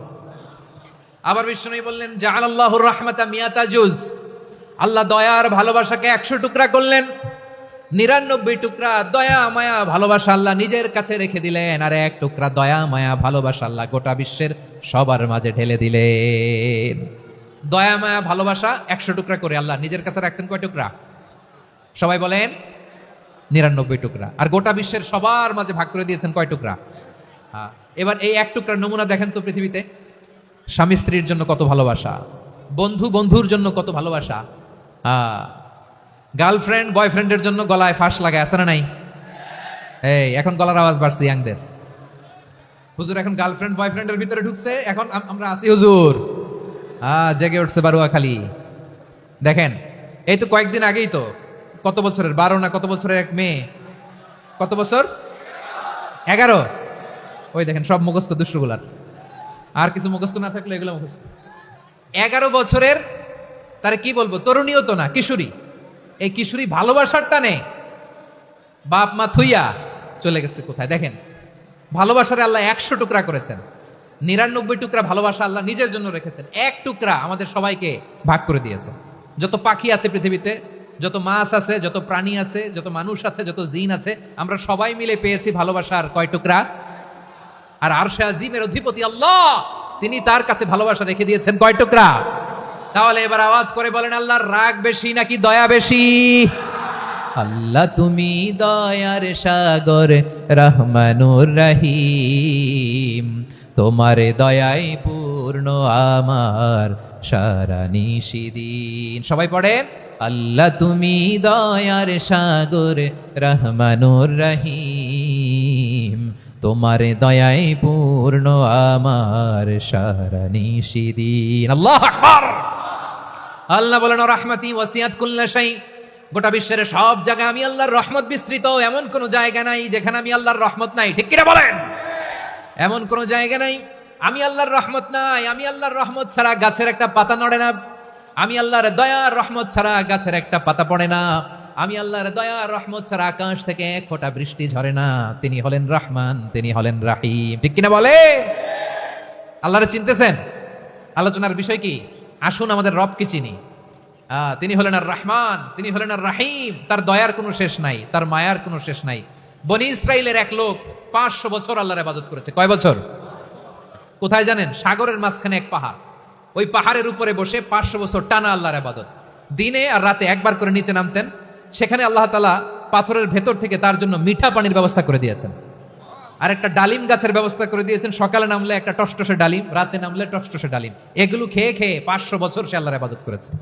আর সে আল্লাহর কাছে বলেছে, আল্লাহ আমি যখন মারা যাব সেজদারত অবস্থায় যেন মারা যাই। ঠিকই আল্লাহ সেজদারত অবস্থায় সাইয়েদনা আজরাইলকে পাঠিয়ে দিলেন। সেজদারত অবস্থায় লোকটা মারা গেল। 500 বছর ইবাদতের পরে আল্লাহর দরবারে কিয়ামতের কঠিন ময়দানে যখন লোকটা হাজির হয়ে যাবে, আল্লাহ বলবেন, আদখিলু আবদি আল জান্নাতা বিরহমাতি, আমার বান্দাকে আমার দয়া, আমার ভালোবাসা দিয়ে জান্নাতে ঢুকায়া দাও। 500 বছর ইবাদত করছে তো, আমার দয়ায় আমার বান্দারে জান্নাত দাও। এই বান্দা বলে, বালবি আমালি, আল্লাহ তোমার দয়া লাগবে কেন? আমি আমার আমল দিয়ে জান্নাতে যেতে চাই। কি দিয়ে? কথা বুঝে নাই বোধহয়। আল্লাহর এই বান্দা কি দিয়ে জান্নাতে ঢুকতে চায়? আমল দিয়ে। আল্লাহ বলছে, আমার দয়ায় আমার বান্দারা জান্নাতে নিয়ে যাও ফেরেশতারা। এ বলে, আল্লাহ তোমার দয়া লাগবে কেন? সেজদা তো কম দেই নাই, জিকির করতে করতে 500 বছর শেষ করে দিলাম, আবার তোমার দয়া লাগবে? আমি তো আমার আমলেই জান্নাতে যেতে পারি। আল্লাহ বলবেন, তাই ঠিক আছে, আমি চাইলাম দয়া দিয়ে জান্নাত দিব, তুমি চাইলে আমল দিয়ে ঢুকবা। ঠিক আছে, তোমার আমল আর আমার যে দয়া, দুইটার একটু মাপ দেই। তোমার 500 বছরের ইবাদত এক পাল্লায় রাখো। আর আল্লাহ বললেন, আমি যে দয়া করে এই দুনিয়ার নাজ নেয়ামত বিউটি সৌন্দর্য দেখার জন্য তোমার দুটা চোখ দিয়েছিলাম, দুটা নয় একটা চোখ আরেক পাল্লায় রাখো। রাখা হবে, দেখা যাবে ওই 500 বছরের ইবাদত হালকা হয়েছে, আর মুহূর্তের মধ্যে আল্লাহর দেয়া একটা চোখের নেয়ামত ভারী হয়ে গিয়েছে। আল্লাহ বলবেন, তোমার কথা মতো মাপ দেয়া হলো, এবার ফলাফল দেখো। হিসাব বলে, তুমি এখন জাহান্নামে যাবা, go to the hell fire, যাও এবার জাহান্নামে যাও। মাপ চোখে যখন আসছো আমার সাথে হিসাব ক্যালকুলেশন, যাও তুমি এবার জাহান্নামে যাবা। এবার লোকটা কাচুমাচু করে বলে, আল্লাহ আমি বুঝি নাই, আল্লাহ আমি বুঝতে পারি নাই, খেয়াল করি নাই, তুমি আমারে ক্ষমা করো, তুমি আমারে মাফ করো। ও আল্লাহ, এবার আমি টের পেয়েছি, এবার আমি বুঝতে পেরেছি, তোমার দয়া ছাড়া দুনিয়ায় কেউ জান্নাতে যেতে পারবে না, কেউ পারবে না। আল্লাহ বললেন, ওরে গোলাম, তুই তো কিছুই ছিলি না, অস্তিত্বহীনতা থেকে তোরে অস্তিত্বে আনলো কে? ওই ছোট্ট শুক্রাণু থেকে মায়ের পেটে 9 মাস তোরে খাবার দিয়েছে কে? আবার সুস্থতার সাথে দুনিয়ার বুকে তোরে ডেলিভারির ব্যবস্থা করে দিল কে? আবার তোর মায়ের বুকের ভেতরে 2টা খাবারের লাইনের ব্যবস্থা করে দিল কে? আবার তোকে শৈশব পেরিয়ে কৈশোর পেরিয়ে তারুণ্য, তারপরে যৌবন, এগুলো দান করলো কে? তার চেয়েও বড় কথা, পাহাড়ের মাঝখানে, সাগরের মাঝখানে 500 বছর ইবাদত করার শক্তি তোর গায়ে দিয়েছে কে? এই সাগরের মধ্যে লোনা পানি, লবণের পানি মুখে দেয়া যায় না, সেখান থেকে আমি পাহাড়ের ভেতর থেকে মিঠা পানির ব্যবস্থা করে দিলাম। ওই জায়গায় তোরে রিজিকের বন্দোবস্ত করলো কে? সকাল বিকাল 2 বেলা টসটসে ডালিম খাওয়ার ব্যবস্থা করে দিল কে? তোর আবদার ছিল, আল্লাহ আপনি আমার সেজদারত অবস্থায় রুহু কবজ করবেন, তোর শেষ আবদারটাও পূরণ করেছে কে? ও গোলাম, আমার রহমতের তুলনায়, আমার নেয়ামতের তুলনায় তোর 500 বছরের ইবাদতের কোনো ওজনই হবে না। গোটা বিশ্বের কেউ কোনোদিন আমার জান্নাতে ঢুকতে পারবে না, আমি আল্লাহর দয়া ছাড়া। হুয়া রহমানুর রহিম, তিনি দয়াময়, তিনি মেহেরবান। জিবরাইল আলাইহিস সালাম বিশ্বনবীর এই লম্বা হাদিসটা যখন শোনালেন, আমি যা যা বলছি এটা বিশাল এক হাদিসের অনুবাদ। বললেন, ইয়া মুহাম্মদ, এই দুনিয়ার সবটাই চলে আল্লাহর রহমত দিয়ে। হাদিসের শেষ কথা, সব চলে আল্লাহর কি দিয়ে? তখন বিশ্বনবী সাহাবাদের বললেন, ও সাহাবারা শোনো, আল্লাহর জান্নাতে কেউ কোনোদিন প্রবেশ করতে পারবে না তার রহমত ছাড়া। সাহাবারা বললেন, ইয়া রাসূলুল্লাহ, আপনিও না? আপনিও কি আল্লাহর রহমত ছাড়া প্রবেশ করতে পারবেন না? বিশ্বনবী বললেন, না আমিও না, আমি বিশ্বনবীও আল্লাহর জান্নাতে আল্লাহর রহমত ছাড়া ঢুকতে পারবে না। তবে কিয়ামতের দিন আল্লাহর রহমত আমার চারদিকে বেষ্টনী দিয়ে থাকবে। আল্লাহ নিজের পরিচয় দিয়ে বললেন, আলিমুল গায়বি ওয়াশ শাহাদাতি হুয়ার রহমানুর রহিম, আমি হলাম রহমান, আমি রাহিম। আল্লাহরে চিনছেন? ও বারোখালীর ভাইয়েরা, আপনার রবকে চিনতে পারতেছেন? তিনি দয়ার সাগর, তিনি মায়ার সাগর। তার দয়ার সাগর যে কত বড় আপনার কল্পনাতেও নাই। এজন্য আপনার পাপ যত বড় হোক, অন্যায় যত বড় হোক, অপরাধ যত বড় হোক, আপনার জুলুম যত বড় হোক, আল্লাহর রহমান নামের দরিয়া তার চাইতেও বড়। আল্লাহ বলেন, খুলিয়া ইবাদিয়াল্লাযীনা আসরাফু আলা আনফুসিহিম লা তাকনাতু মির রাহমাতিল্লাহ ইন্নাল্লাহা ইয়াগফিরুয যুনুবা জামিআ ইন্নাহু হুয়াল গফুরুর রহিম। ও আমার গুনাহগার বান্দারা শোনো, জুলুম করেছে, ভুল করেছে, অন্যায় করেছে, আল্লাহর রহমত থেকে নিরাশ হয় না। আমরা বিশ্বাসীরা কশিন কালে আল্লাহর রহমত থেকে নিরাশ হব না, ঠিক কিনা বলেন? আল্লাহর রহমত থেকে নিরাশ হবেন? ভুল করে ফেলছেন, আরে ভুল তো সবাই করে, পাপ হয়েছে, আরে পাপ তো সবার আছে, আমরা সবাই পাপী, সবাই পাপী। যত পাপ হোক, ভুল হোক, অন্যায় হোক, অনুতপ্ত হয়ে তওবা করে অজু করে জায়নামাজটা বিছিয়ে সেজদা দিয়ে চোখের পানি ছাড়েন। চোখের বেয়ে পড়া পানি আল্লাহর কাছে যে কত প্রিয়। অনুতপ্ত বান্দার চোখের পানির ফোঁটা তার চোখ বেয়ে নাকের ডগা বেয়ে জমিনে ড্রপ করার আগেই আল্লাহর ওই বান্দার সব গুনাহ মাফ করে দেয়। আল্লাহ বললেন আমি রাহমানুর রাহিম, আমি দয়াময়, আমি মেহেরবান। এরপর আল্লাহ বললেন হুয়াল্লাহুল্লাযী লা ইলাহা ইল্লা হুয়াল মালিকুল কুদ্দুসুস সালামুল মুমিন। হুয়াল্লাহুল্লাযী, তিনি এমন আল্লাহ, লা ইলাহা ইল্লাহু, তিনি ছাড়া কোনো ইলাহ নাই, আল মালিক, তিনি হলেন আল মালিক। দুইটা শেষ, আর রহমান আর রাহিম শেষ। এবার আল্লাহ 3 নম্বর গুণবাচক নামের পরিচয় দিচ্ছেন। আল্লাহ বলছেন আমি হচ্ছি আল মালিক। আমি কি? মানে সম্রাট। আল মালিক মানে হচ্ছে দ্য কিং অফ কিংস, সব রাজার বড় রাজা, মহারাজা। তার চেয়ে বড় রাজা আর কেউ নাই, তার চেয়ে বড় সম্রাট আর কেউ নাই, তার চেয়ে বড় ক্ষমতাধর সত্তা মহাবিশ্বে দ্বিতীয় কেউ নাই। চিৎকার করে বলেন ঠিক কিনা? তিনি আল মালিক। আল মালিক মানে ক্ষমতাধর, ক্ষমতার মালিক, রাজা ধীরাজ বাদশাহ। তার ক্ষমতা আর আমাদের ক্ষমতা একরকম নাকি? হ্যাঁ, আমাদের দুনিয়াতে ক্ষমতা অস্থায়ী ক্ষমতা, ঠিক কিনা বলেন? আইজ আছে কাল নাই, এরকম না ক্ষমতা? আল্লাহর ক্ষমতাও তো এরকম না, আইজ আছে কাল নাই এরকম। দুনিয়াতে দেখবেন কোন দেশের প্রেসিডেন্টের 4 বছরের ক্ষমতার মেয়াদ, কোন দেশে 5 বছরের। আল্লাহর কয় বছরের? 10 বছরের নাকি 20 বছর, 100 বছর? আল্লাহর ক্ষমতার মেয়াদ কতদিন বলেন? বুঝে থাকলে বলেন তো। চিরকাল তার ক্ষমতার মেয়াদ। চিল্লায় বলেন ঠিক কিনা? নিরঙ্কুশ ক্ষমতা, একচ্ছত্র ক্ষমতা বলতে যা বুঝায়, এই ক্ষমতা একমাত্র আল্লাহরই আছে। আমাদের ক্ষমতার জন্য আমরা ডিপেন্ড করতে হয়, ওর ডিপেন্ড লাগে, ওই জনমত নেওয়া লাগে, ওই জনগণের কাছে যাওয়া লাগে, ভোট চাওয়া লাগে। এরা ভোট দিলে এরপরে আমরা আসবো, ঠিক কিনা? আবার জনগণ না চাইলে আমরা নাই। আল্লাহর ক্ষমতা কিরকম? হ্যাঁ, আবার দেখবেন দুনিয়াতে ক্ষমতায় যাওয়ার জন্য জোট করা লাগে। জোটের রাজনীতি আছে না নাই? জোট হয়, শরিক হয়, এই হয়, সেই হয়, নানাভাবে দুনিয়াতে ক্ষমতায় আসতে হয়। আল্লাহ বলে আমার ক্ষমতার জন্য কারো উপর বিন্দু পরিমাণ আমার ডিপেন্ড করা লাগে না। সৃষ্টির শুরু থেকে আমি ক্ষমতার চেয়ারে বসা, মহাবিশ্বের শেষ পর্যন্ত, সীমাহীন ভবিষ্যৎ পর্যন্ত আমি ক্ষমতার চেয়ারে থাকবো। আমি হলাম আল মালিক। আমার ক্ষমতার কোনো কমতি নাই, কোনো ঘাটতি নাই। কেউ আমার ক্ষমতা থেকে নামাতে পারবে না। পারা যাবে? এই যে আমরা ফ্যাসিস্ট সরকারের যে আপনারা নামাই দিছেন গণ অভ্যুত্থান করে, মনে আছে? 5ই আগস্টের কথা ভুলে গেছেন এত তাড়াতাড়ি? মনে আছে? আছে। তা আমরা সবাই মিলে যদি একটা গণ অভ্যুত্থান করি, তাইলেই তো আল্লাহর ক্ষমতার চেয়ার থেকে নামায় ফেলানো যায়। হ্যাঁ, যাবে না? পারবো না আমরা? কি বলে, পারা যাবে না? আচ্ছা, আমরা না হয় পারলাম না, জিন জাতি যদি আমাদের সাথে জয়েন করে, ম্যানকাইন্ডের সাথে জিন kind, if they join us, সবাই মিলে একটা গণ অভ্যুত্থান, রেভলিউশন, ডেমনস্ট্রেশন, প্রোটেস্ট, সবাই মিলে যদি একটা অভ্যুত্থান করি, তাইলেই তো আল্লাহর ক্ষমতা শেষ। আওয়াজ করে বলেন, তাইলেই কি আল্লাহর ক্ষমতা শেষ হবে? এই যে বারোয়াখালীর ভাইরা, এদিকে কি হচ্ছে আমি তো দেখতে পাচ্ছি। এরকম হলো কেন? তোমরা খালি বোতল ছুড়লা কেন 2-1 উপরে? হ্যাঁ, আমার দিকে তাকাও। প্রিয় ভাইরা, শান্ত হন, আমার দিকে তাকান। আর অল্প কয়েক মিনিট আমার দিকে তাকান। কেউ কিছু ছুঁড়ে মারবেন না কারো দিকে, মেহরবানি করে আমার দিকে তাকান। তাহলে আমরা সবাই মিলে একটা গণ অভ্যুত্থান যদি করি, আল্লাহর ক্ষমতা থেকে নামানো যাবে? আল্লাহ বলেন না, আমি হলাম আল মালিক, আসল ক্ষমতার মালিক, the king of kings, the owner of ultimate power, the owner of ultimate authority, the owner of ultimate sovereignty. নিরঙ্কুশ একচ্ছত্র ক্ষমতার মালিক হচ্ছি আমি আল্লাহ। আল্লাহ তাআলা সূরা মুলকের শুরুতে বলছেন, তাবারাকাল্লাযী বিয়াদিহিল মুলকু ওয়া হুয়া আলা কুল্লি শাইইন কাদির। মহিমান্বিত সত্তা, যার হাতে ক্ষমতা, তিনি যা চান তাই করতে পারেন। আওয়াজ করে বলেন তো তিনি কে? আবার আল্লাহ বলেন, কুলিল্লাহুম্মা মালিকাল মুলকি তুতিল মুলকা মান তাশাউ ওয়া তানজিউল মুলকা মিম্মান তাশা ওয়া তুইজ্জু মান তাশাউ ওয়া তুযিল্লু মান তাশাউ বিয়াদিকাল খায়র ইন্নাকা আলা কুল্লি শাইইন কাদির। আল্লাহু আকবার। হে নবী, আপনি বলুন, আল্লাহুম্মা মালিকাল মুলক, আল্লাহ আপনি ক্ষমতার মালিক। তুতিল মুলকা মান তাশা, যাকে চান তারে ক্ষমতার চেয়ারে বসান। ওয়া তানজিউল মুলকা মিম্মান তাশা, যাকে চান তাকে ক্ষমতার চেয়ার থেকে ছুঁড়ে ফেলে দেন। তিনি কে? ক্ষমতার চেয়ারে বসায় কে? আবার মনে চাইলে আস্থা করে ছুঁড়ে নিক্ষেপ করেন, তিনি কে? আবার আল্লাহ বললেন, ওয়ালাম ইয়াকুল্লাহু শারীকুন ফিল মুলকি, আমার ক্ষমতায় কোনো শরীক নাই। কোনো জোট নাই, কোনো পার্টনার নাই, কোনো অংশীদার নাই।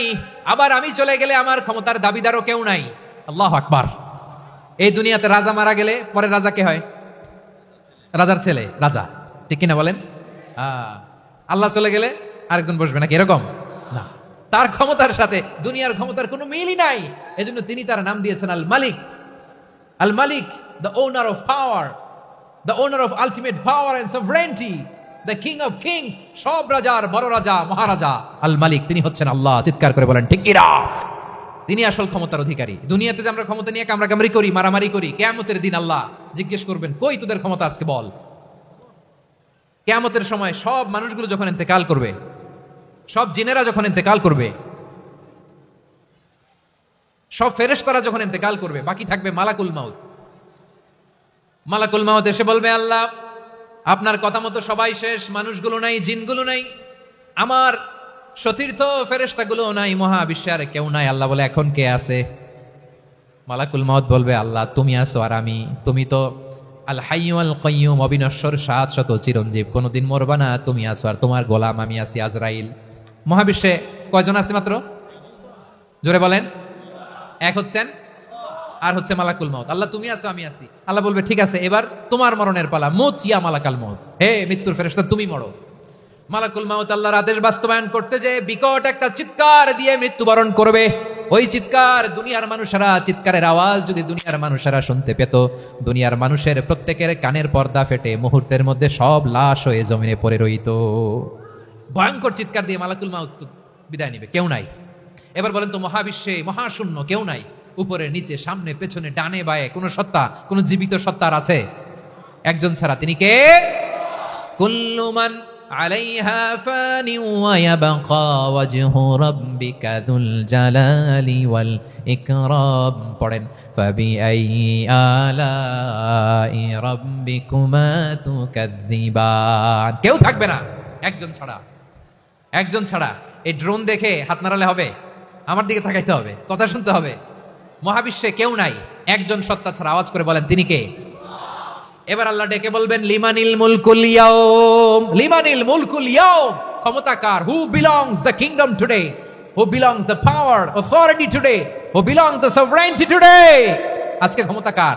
দুনিয়াতে ক্ষমতা নিয়ে এত কামড়াকামড়ি, দুনিয়াতে চেয়ার নিয়ে এত মারামারি, এত অত্যাচার, এত রক্তপাত, এত ব্লাডশেড। আজকে বলো তো ক্ষমতা কার? কার ক্ষমতা? মহাশূন্যে কোনো আওয়াজ নাই, শুধু আমার রবই বলবেন, লিমানিল মুলকুল ইয়াউম। আজকে ক্ষমতা কার? কোনো আওয়াজ নাই, উত্তর দেওয়ার মতো জীবিত কোনো সত্তা নাই, ফলে কেউ উত্তর দিতে পারবে না। আল্লাহ নিজেই প্রশ্নের উত্তর দিয়ে বলবেন, লিল্লাহিল ওয়াহিদিল কাহ্হার। একচ্ছত্র অধিপতি, ক্ষমতার মালিক আল্লাহ ছাড়া কারোর জন্য কোনো ক্ষমতা নাই। চিল্লায় বলেন ঠিক কিনা? তাহলে আর রহমান আর রাহিমের পরে আমরা জানলাম আমার আল্লাহর আরেকটা সুন্দর গুণবাচক নাম হচ্ছে আল মালিক। কি নাম? আল মালিক, মানে দ্য কিং, রাজাধিরাজ, সব রাজার বড় রাজা, মহারাজা। এরপরে 4 নম্বরে আল্লাহ বললেন আল কুদ্দুস, তিনি হলেন আল কুদ্দুস। আল কুদ্দুস মানে হচ্ছে অতি পবিত্র, মহাপবিত্র, the most holy, the absolutely pure, যার কোনো খুঁত নাই। আল্লাহর কোনো খুঁত আছে? তিনি মহাপবিত্র। আল্লাহর পবিত্রতা যখন আমরা বর্ণনা করি আল্লাহ খুশি হয়ে যান, কারণ তার সত্তার একটা বৈশিষ্ট্য হচ্ছে তিনি আল কুদ্দুস। বারোয়াখালীবাসী আল্লাহর নামটা একটু জপেন না, বলেন আল কুদ্দুস, সবাই আওয়াজ করে আল কুদ্দুস। অতি পবিত্র, তার মধ্যে কোনো অপবিত্রতার ছিটে ফোঁটা নাই, মহাপবিত্র, the most pure, the most holy, অতি পবিত্র। ফেরেশতারা বলেছিল, আল্লাহ আপনি মানুষ কেন বানাবেন? নাহনু নুসাব্বিহু বিহামদিকা ওয়া নুকদ্দিসু লাক। এই যে নুকদ্দিসু কুদ্দুস পাইছেন? তারা বলেছিল, আল্লাহ মানুষ কেন বানাবেন? মারামারি করবে, আমরাই তো ভালো, আমরাই আপনার মহিমা বর্ণনা করি, আমরাই আপনার পবিত্রতা বর্ণনা করি। নুকদ্দিসু লাক, তার মানে আল কুদ্দুস। আবার আমার নবী, বিশ্বনবী যখন সিজদায় লুটিয়ে পড়তেন, আম্মা জানা এসে বলেন, আমরা তো সিজদার মধ্যে সুবহানা রাব্বিয়াল আলা বলেই শেষ, কিন্তু বিশ্বনবী তাহাজ্জুদের নামাজে, নফল নামাজে, সুন্নত নামাজে 3 বার সুবহানা রাব্বিয়াল আলা তাসবিহ পড়ার পরে তিনি পড়তেন সুবহুন কুদ্দুসুন রাব্বুল মালাইকাতি ওয়ার রূহ। সুবহ কুদ্দুস রাব্বুল মালাইকাতি ওয়ার রূহ। সিজদায় লুটিয়ে পড়ে বিশ্বনবী এই দোয়াটা পড়তেন নফল নামাজে, সুন্নাত নামাজে কিংবা তাহাজ্জুদের নামাজে। সুবহানা রাব্বিয়াল আলার পরে কি পড়তেন? সুবহুন, আওয়াজ করে বলেন সুবহুন কুদ্দুসুন রাব্বুল মালাইকাতি ওয়ার রূহ। মানে আল্লাহ আপনি প্রশংসিত, আল্লাহ আপনি অতি পবিত্র, আপনি সব ফেরেশতা কুলের রব, ফেরেশতাদের সর্দার জিব্রাইলের রব। সুবহানাল্লাহ। আজকে থেকে পড়বেন সেজদায়? হ্যাঁ, বারোখালীবাসী পড়বেন নাকি? হুজুর নামাজে তো পড়ি না। হ্যাঁ, এরকম নফল নামাজে, তাহাজ্জুদের নামাজে, সুন্নত নামাজে সেজদার যে তাসবিহ সুবহান রাব্বিয়াল আ'লা 3 বার পড়ার পরে আমার ভাইরা, মহিলা প্যান্ডেলে আমার যে মায়েরা বোনেরা আছে, আজকে তো রেকর্ড হয়ে যাবে, কালকেই ভিডিও পেয়ে যাবেন। 3 বার সুবহান রাব্বিয়াল আ'লা পড়ার পরে পড়বেন সুবহুন কুদ্দুসুন রব্বুল মালাইকাতি ওয়ার রূহ। পড়বেন তো ইনশাআল্লাহ। আবার বিশ্বনবী বলেন ইন্নাল্লাহা তাইয়্যিব লা ইয়াকবালু ইল্লা তাইয়্যিবা। আল্লাহ পবিত্র, পবিত্রতা ছাড়া তিনি কিছু গ্রহণ করেন না, অপবিত্র কোনো কিছু আল্লাহ গ্রহণ করে না। অনেকে আছে ঘুষ খায়, সুদ খায়, অন্যায় অপরাধ চাঁদাবাজি যা আছে সব করে, হারাম টাকা, হারাম উপার্জন। এই হারাম উপার্জন দিয়ে আবার মসজিদ বানায়, আছে না নাই? ইনকাম সবটাই হারাম, ওইটা দিয়ে আবার এতিমখানা বানায়, আছে না নাই? আছে। ওইটা আল্লাহ কবুল করবে না, কারণ আল্লাহ নিজে পবিত্র। পবিত্র না হলে কিছুই অ্যাকসেপ্ট করেন না। সুবহানাল্লাহ পড়েন। তাহলে বুঝলাম তিনি আল কুদ্দুস মানে অতি পবিত্র। এরপরে আল্লাহ বলেন আমি হচ্ছি আসসালাম। আওয়াজ করে বলেন আসসালাম। আসসালাম মানে হচ্ছে শান্তির আধার। সালাম মানে কি? শান্তির আধার, যার কাছ থেকে শান্তি আসে। দ্য সোর্স অফ পিস, তিনি শান্তির আধার। এজন্য আমরা একে অপরের সাথে দেখা হলে কি বলি? সালাম। কি বলি? সালাম সালাম হাজার সালাম, সকল শহীদ স্মরণে আমার হৃদয় রেখে যেতে চাই তাদের স্মৃতির চরণে। সবাই বলেন সালাম সালাম হাজার সালাম, সকল শহীদ স্মরণে আমার হৃদয় রেখে যেতে চাই তাদের স্মৃতির চরণে। পড়েন আমিন। আমরা সকল ভাষা শহীদ, সকল মুক্তিযোদ্ধা, তাদের জন্য দোয়া করি। এবং 24-এর ছাত্র নাগরিক অভ্যুত্থানে যারা শাহাদাতের সর্বোচ্চ নাজরানা পেশ করে এই নতুন ভোরের বাংলাদেশ আমাদেরকে উপহার দিয়েছে, তাদের জন্য আল্লাহর কাছে দোয়া করি। সবাই বলেন আমিন। আমার প্রিয় বারোয়াখালীবাসী, আপনার কি ক্লান্ত হয়ে গেছেন? কষ্ট হচ্ছে? তাহলে 2-4 জন দাঁড়াচ্ছেন কেন? এই যে 2-1 জন যে বোতল ছুঁড়ে মারছো, তোমাদেরকে কি আমি দেখি নাই মনে করছো? এই বোতল ছুঁড়ে মারলা কেন? বসো বসো। হ্যাঁ, মেহেরবানি করে বসবেন, মেহেরবানি করে বসবেন। সবাই আওয়াজ করে তাকবীর পড়ুন, লিল্লাহে তাকবীর। এই আপনাদের গলার আওয়াজ। এতগুলো মানুষ তাকবীর পড়লে এতটুকু আওয়াজ হয় আমি বিশ্বাস করি না। আওয়াজ করে পড়েন সবাই, লিল্লাহে তাকবীর, লিল্লাহে তাকবীর, লিল্লাহে তাকবীর। আল্লাহর একটা নাম হচ্ছে আসসালাম, মানে হচ্ছে শান্তির আধার, দ্য সোর্স অফ পিস। শান্তি দেওয়ার মালিক কে? এজন্য শান্তি চাইবো কার কাছে? আল্লাহ তুমি আমার দেশটাকে শান্তিময় করো, বলেন আমিন। আল্লাহ তুমি আমাদের পরিবারের শান্তি নসিব করো, পড়েন আমিন। আল্লাহ আমাদের জীবনটাকে তুমি শান্তিময় করো, পড়েন আমিন। এজন্য বিশ্বনবী সালাম ফিরানোর পরে 3 বার পড়তেন আস্তাগফিরুল্লাহ, আস্তাগফিরুল্লাহ, আস্তাগফিরুল্লাহ। এরপরে বিশ্বনবী পড়তেন আল্লাহুম্মা আনতাস সালাম ওয়া মিনকাস সালাম তাবারাকতা রাব্বানা ইয়া যাল জালালি ওয়াল ইকরাম। ও আল্লাহ আপনি শান্তির আধার, আপনার কাছ থেকে শান্তি আসে, আপনি বরকতময়। এই দোয়াটা পড়েন আপনারা সালাম ফিরানোর পরে, পড়েন না? পড়বেন আজকে থেকে আল্লাহুম্মা আনতাস সালাম ওয়া মিনকাস সালাম তাবারাকতা ইয়া যাল জালালি ওয়াল ইকরাম। আবার জান্নাতের আরেকটা নাম হচ্ছে দারুস সালাম, মানে শান্তির ঘর। জান্নাতের আরেকটা নাম কি? দারুস সালাম। ওই দারুস সালামে আমরা যেতে চাই কি চাই না? আমরা ওই জান্নাতের অধিবাসী হতে চাই কি চাই না? এই বারোয়াখালীর ঐতিহাসিক তাফসীরুল কোরআনের ময়দানে আমরা যেমনি একত্রিত হলাম, আল্লাহর জান্নাতেও যেন আমরা এভাবে একত্রিত হতে পারি। আল্লাহ তুমি কবুল করো। আওয়াজ করে পড়েন আমিন। সালামের পরে আল্লাহ বললেন আল মুমিন। আমার আরেকটা নাম হচ্ছে আল মুমিন। আল মুমিন মানে হচ্ছে নিরাপত্তা দানকারী। আমাদের নিরাপত্তা দেয় কে?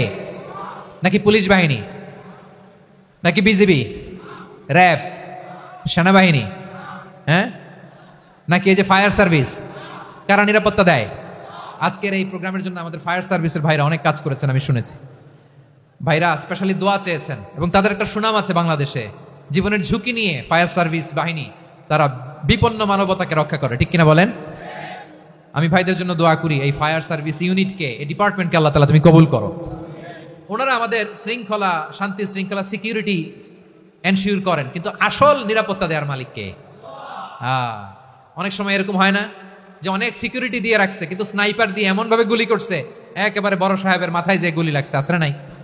এখন সবাই মিলে বডিগার্ডের ধরে, যাই বেটা বডিগার্ড, এত টাকা দিয়ে বডিগার্ড রাখছি, আমাদের স্যারের মাথায় গুলি লাগলো কিভাবে? তো বডিগার্ড বলে আপনার স্যারের বডি তো আছে, এই যে বডি নিয়ে যান, আমি তো রুহু গার্ড না, রুহ গার্ড হচ্ছে একজন, চিল্লায় বলেন তিনি কে? আমার ভাইরা, দুনিয়াতে টাকা হলে বডিগার্ড মিলে, কিন্তু রুহ গার্ড মিলে? রুহ গার্ড মিলে? যে আমি 10 লক্ষ টাকা দিব, রুহ গার্ড লাগবে, আমার রুহ কেউ চিনে নিতে পারবো না, এরকম পাওয়া যায়? কি পাওয়া যায়? হ্যাঁ, বডিগার্ড পাওয়া যায়, রুহ গার্ড পাওয়া যায় না। ওই রুহের নিরাপত্তা দেয় কে? আল মুমিন, দ্য প্রোভাইডার অফ সিকিউরিটি। তিনি নিরাপত্তা দেয় তার নেককার বান্দাদেরকে, দুনিয়াতে নিরাপত্তা দেয়, আখিরাতেও নিরাপত্তা দেয়, ঠিক কিনা? আবার আল্লাহ বললেন আল্লাযী আত'আমাহুম মিন জু'ইন ওয়া আমানাহুম মিন খাউফ। তিনি এমন সত্তা যিনি ক্ষুধা লাগলে তোমাদেরকে খাদ্যের ব্যবস্থা করে, আবার ভয়ের সময় তিনি তোমাদেরকে নিরাপত্তার ব্যবস্থা করে, ঠিক কিনা বলেন? দিও তৃষ্ণা পেলে ঠান্ডা পানি, ক্ষুধা পেলে লবণ ভাত, আল্লাহ এই গরিবের শোনো শোনো মোনাজাত, আল্লাহ এই গরিবের শোনো শোনো মোনাজাত, আল্লাহ এই গরিবের। দিও তৃষ্ণা পেলে ঠান্ডা পানি, ক্ষুধা পেলে লবণ ভাত, আল্লাহ এই গরিবের। পড়ে না আমিন? আমরা যখন বিপদে পড়ি নিরাপত্তা দেয় কে? সাগরের তুফানের ভেতরে পড়ে যখন আল্লাহর কাছে ফরিয়াদ করি আমাদেরকে বাঁচায় কে? বিমানের ভেতরে যখন বিপদে পড়ি, যখন আল্লাহর কাছে সাহায্য চাই, বাঁচায় কে? কঠিন বিপদের মুহূর্তে আমাদেরকে সিকিউরিটি দেয় কে? সে আল্লাহ বললেন আমার আরেকটা নাম হচ্ছে আল মুমিন, আমি নিরাপত্তা দেই। এরপরে আল্লাহ বললেন আমার আরেক নাম হলো আল মুহাইমিন। আরেক নাম কি? আল মুহাইমিন। আল মুহাইমিন মানে হচ্ছে দ্য ওভারসিয়ার, দ্য অবজারভার, পর্যবেক্ষক, যিনি মনিটরিং করেন আমাদের সব অ্যাক্টিভিটি, তিনি মনিটরিং করেন, কোনোভাবে তার চোখকে ফাঁকি দেওয়া যায় না। আল্লাহর চোখ ফাঁকি দেওয়া যায়? আচ্ছা আওয়াজ করে বলেন তো, পুলিশ ভাইদের চোখ, পুলিশের চোখ মাঝে মাঝে ফাঁকি দেওয়া যায় কি যায় না? সেনাবাহিনীর চোখ, র্যাবের চোখ, ইনকাম ট্যাক্স অফিসারের চোখ, দুর্নীতি দমন কমিশনারের চোখ, কিন্তু আল্লাহর চোখ? আল্লাহর চোখকে কোশ্চিন কালেও কখনো ফাঁকি দেয়া যাবে? যেখানেই যান, ঘরের ভেতরে ঢুকে জানলা লাগিয়ে দরজাটা লক করে যদি অন্যায় করেন, পাপ করেন, দুনিয়ার কোনো চোখ দেখে নাই, দেখেছে কে? পর্দার আড়ালে যে যদি পাপ করেন, দেখে নাই, দেখেছে কে? গহীন সাগর তলে ঢুকেও যদি অন্যায় করেন, কেউ দেখে না, সেটা দেখেন কে? আপনি কি ভাবছেন আটলান্টিক মহাসাগরের ভিতরে চলে গেলে তার আল্লাহ দেখবে না?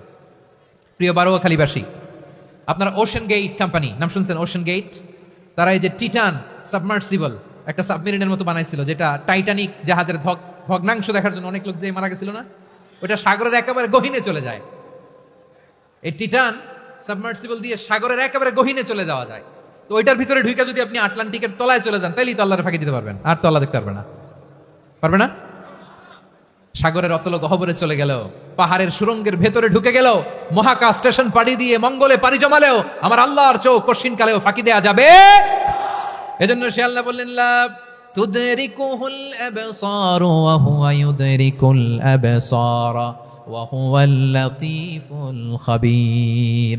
আমার আল্লাহ দৃষ্টির আয়ত্তে নন, কিন্তু দুনিয়ার সব দৃষ্টি আমার আল্লাহর আয়ত্তে, ঠিক কিনা?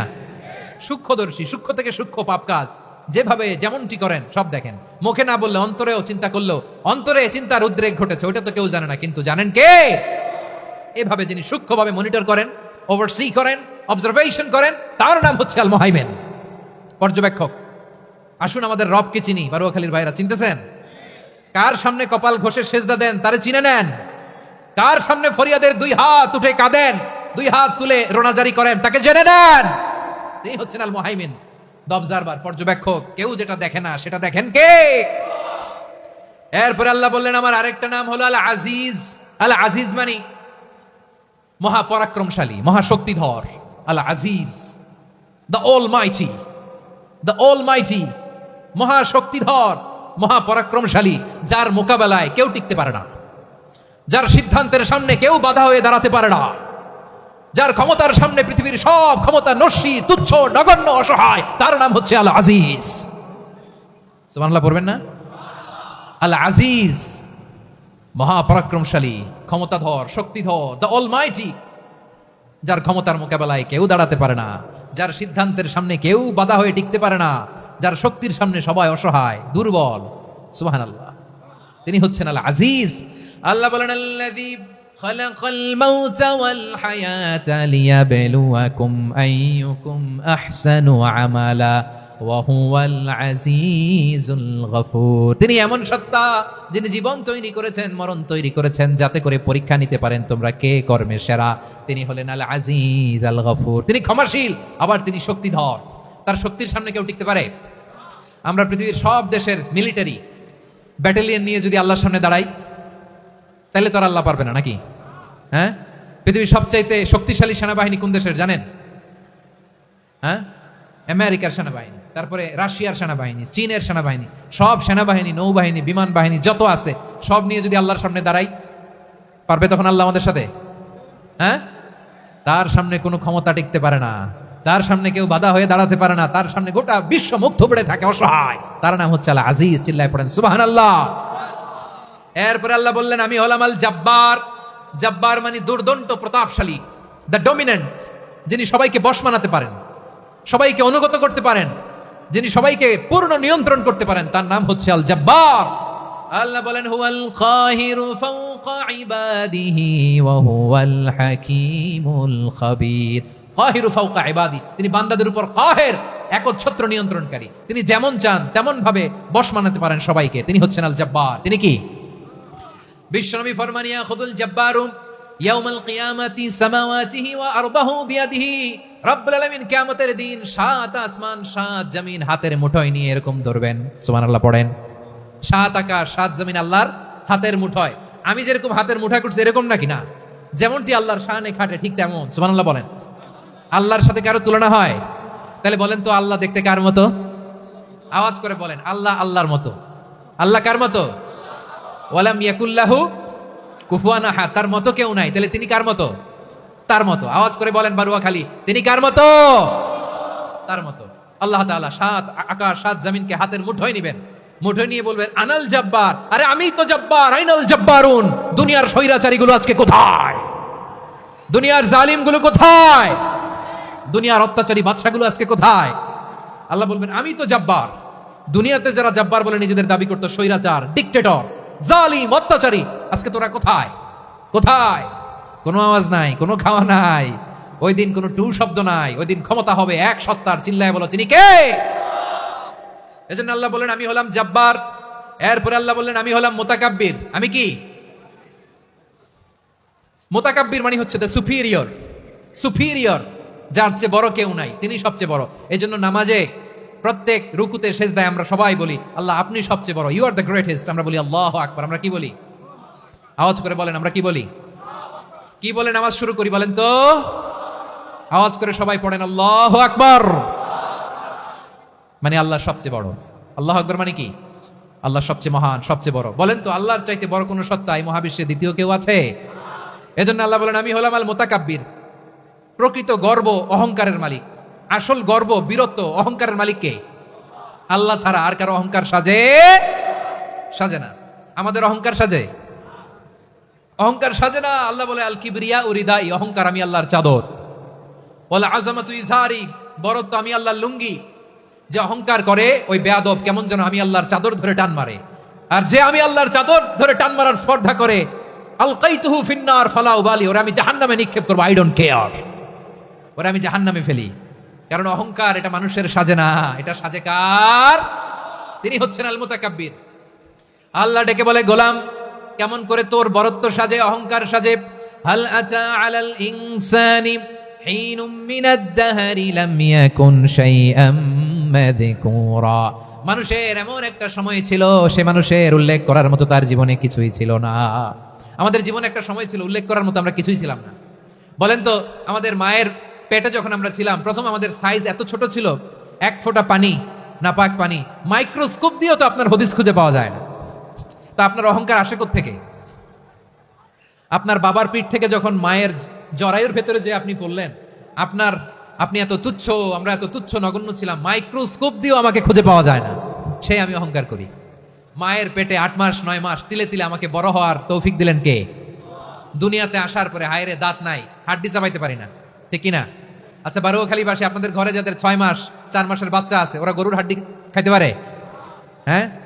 তারপর হাঁসের হাড্ডি, মুরগির হাড্ডি চাবাতে তো খুব ভালো লাগে, তো এগুলো চাবাতে পারে?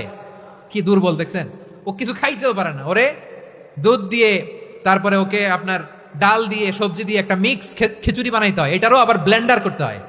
এদিক দিয়ে দিলে বাচ্চার এদিক দিয়ে পড়ে, এ নাকি আবার অহংকার করবে। বড় হওয়ার পরে অসুস্থ হলে মানুষের চেহারা ফ্যাকাশে হয়ে যায়, আইসিইউতে যে আল্লাহ আমারে বাঁচাও, এতদিন কইতে আমি ক্ষমতার মালিক, এতদিন কি কইছে আমি ক্ষমতার মালিক, আইসিইউর বেডে কি বলে আল্লাহ আমারে বাঁচাও। দেখছেন ক্ষমতা, এই তো মানুষের ক্ষমতা, এই তো ক্ষমতা। আর বয়স যখন 70-80, লাঠি ছাড়া তার জীবন চলে না। পিঠটা আগে ছিল এরকম, এখন বাঁকা হয়ে গেছে। এ করে অহংকার, এ করে বরত্বের গর্ব আর বড়াই। আল্লাহ বলে মানুষের জন্য অহংকার সাজে না, বরত্ব মানুষের মানায় না, দাম্ভিকতা মানুষের মানায় না, অহংকার গর্ব বড়ত্ব এগুলো একজনের জন্য। আওয়াজ করে বলেন তিনি কে? আল মুতাকাব্বির, দ্য সুপিরিয়র, সবচেয়ে বড় বড়ত্ব এবং গর্বের অধিকারী। এরপর আল্লাহ বললেন সুবহানাল্লাহি আম্মা ইউশরিকুন, তোমরা আল্লাহর সাথে যে সমস্ত জিনিসের শরীক করো আল্লাহ তাআলা এগুলো থেকে অনেক পবিত্র। এরপর আল্লাহ বললেন হুয়াল্লাহুল খালিকুল বারিউল মুসাউমিরু লাহুল আসমাউল হুসনা। হুয়াল্লাহুল খালিক, তিনি হলেন স্রষ্টা। আল বারি, বারি মানেও স্রষ্টা। আল মুসাউইর, মুসাউইর মানেও স্রষ্টা। তিনটাই আল্লাহর সৃষ্টি সংক্রান্ত, কিন্তু তিনটা তিন রকম। আল খালিক মানে স্বাভাবিক স্রষ্টা, সৃষ্টির প্ল্যান করে যিনি, আদেশ করেন যিনি। আল বারি মানে কোন নমুনা ছাড়া যিনি কিছু নির্মাণ করতে পারেন, ওই স্রষ্টা। সুবহানাল্লাহ বলেন। তিন নম্বরে আল মুসাউইর, যিনি ফ্যাশনার, ডিজাইনার, দ্য শেপার, যিনি আকৃতি দান করেন মানুষের, তিনি হচ্ছেন আল মুসাউইর। এক নম্বরে আল্লাহ হলেন খালেক, আমাদের স্রষ্টা। আওয়াজ করে বলুন তো আমার ভাইয়েরা, আমাদেরকে সৃষ্টি করেছেন কে? এই সৃষ্টি করার জন্য আল্লাহর কি অনেক কষ্ট হয়েছে নাকি? অনেক সময় দেয়া লেগেছে নাকি? আমার আল্লাহর ঘাম ঝরেছে নাকি? আল্লাহ বলে না রে গোলাম, তোদের মতো আমার সময় লাগে না, কষ্ট হয় না। আমি কোন বলতে দেরি হয়, ফায়াকুন হতে দেরি হয় না। সুবহানাল্লাহ। ইন্নামা আমরুহু ইযা আরাদা শাইআন আন ইয়াকুলা লাহু কুন ফায়াকুন। আল্লাহর যখন কিছু করার ইচ্ছা জাগে, ইচ্ছা করেন, তিনি বলেন হও, মুহূর্তেই হয়ে যায়। হও, বি ইট ওয়াজ, বি ইট ওয়াজ। হও, হও বলতে দেরি, হতে দেরি হয়। আওয়াজ করে বলেন, হও বলতে দেরি কিন্তু হতে দেরি হয়। হও হয়ে যায়, কোনো দেরি নাই। তার মানে আল্লাহর হও বলা লাগে না, হও বলা লাগে না। এটা আমাদেরকে বোঝানোর জন্য আল্লাহ বলেছেন যে আমি কোন বললে হয়ে যায়, তাই বলে কোন বলারও মুখাপেক্ষী আমি নই। সুবহানাল্লাহ পড়বেন না?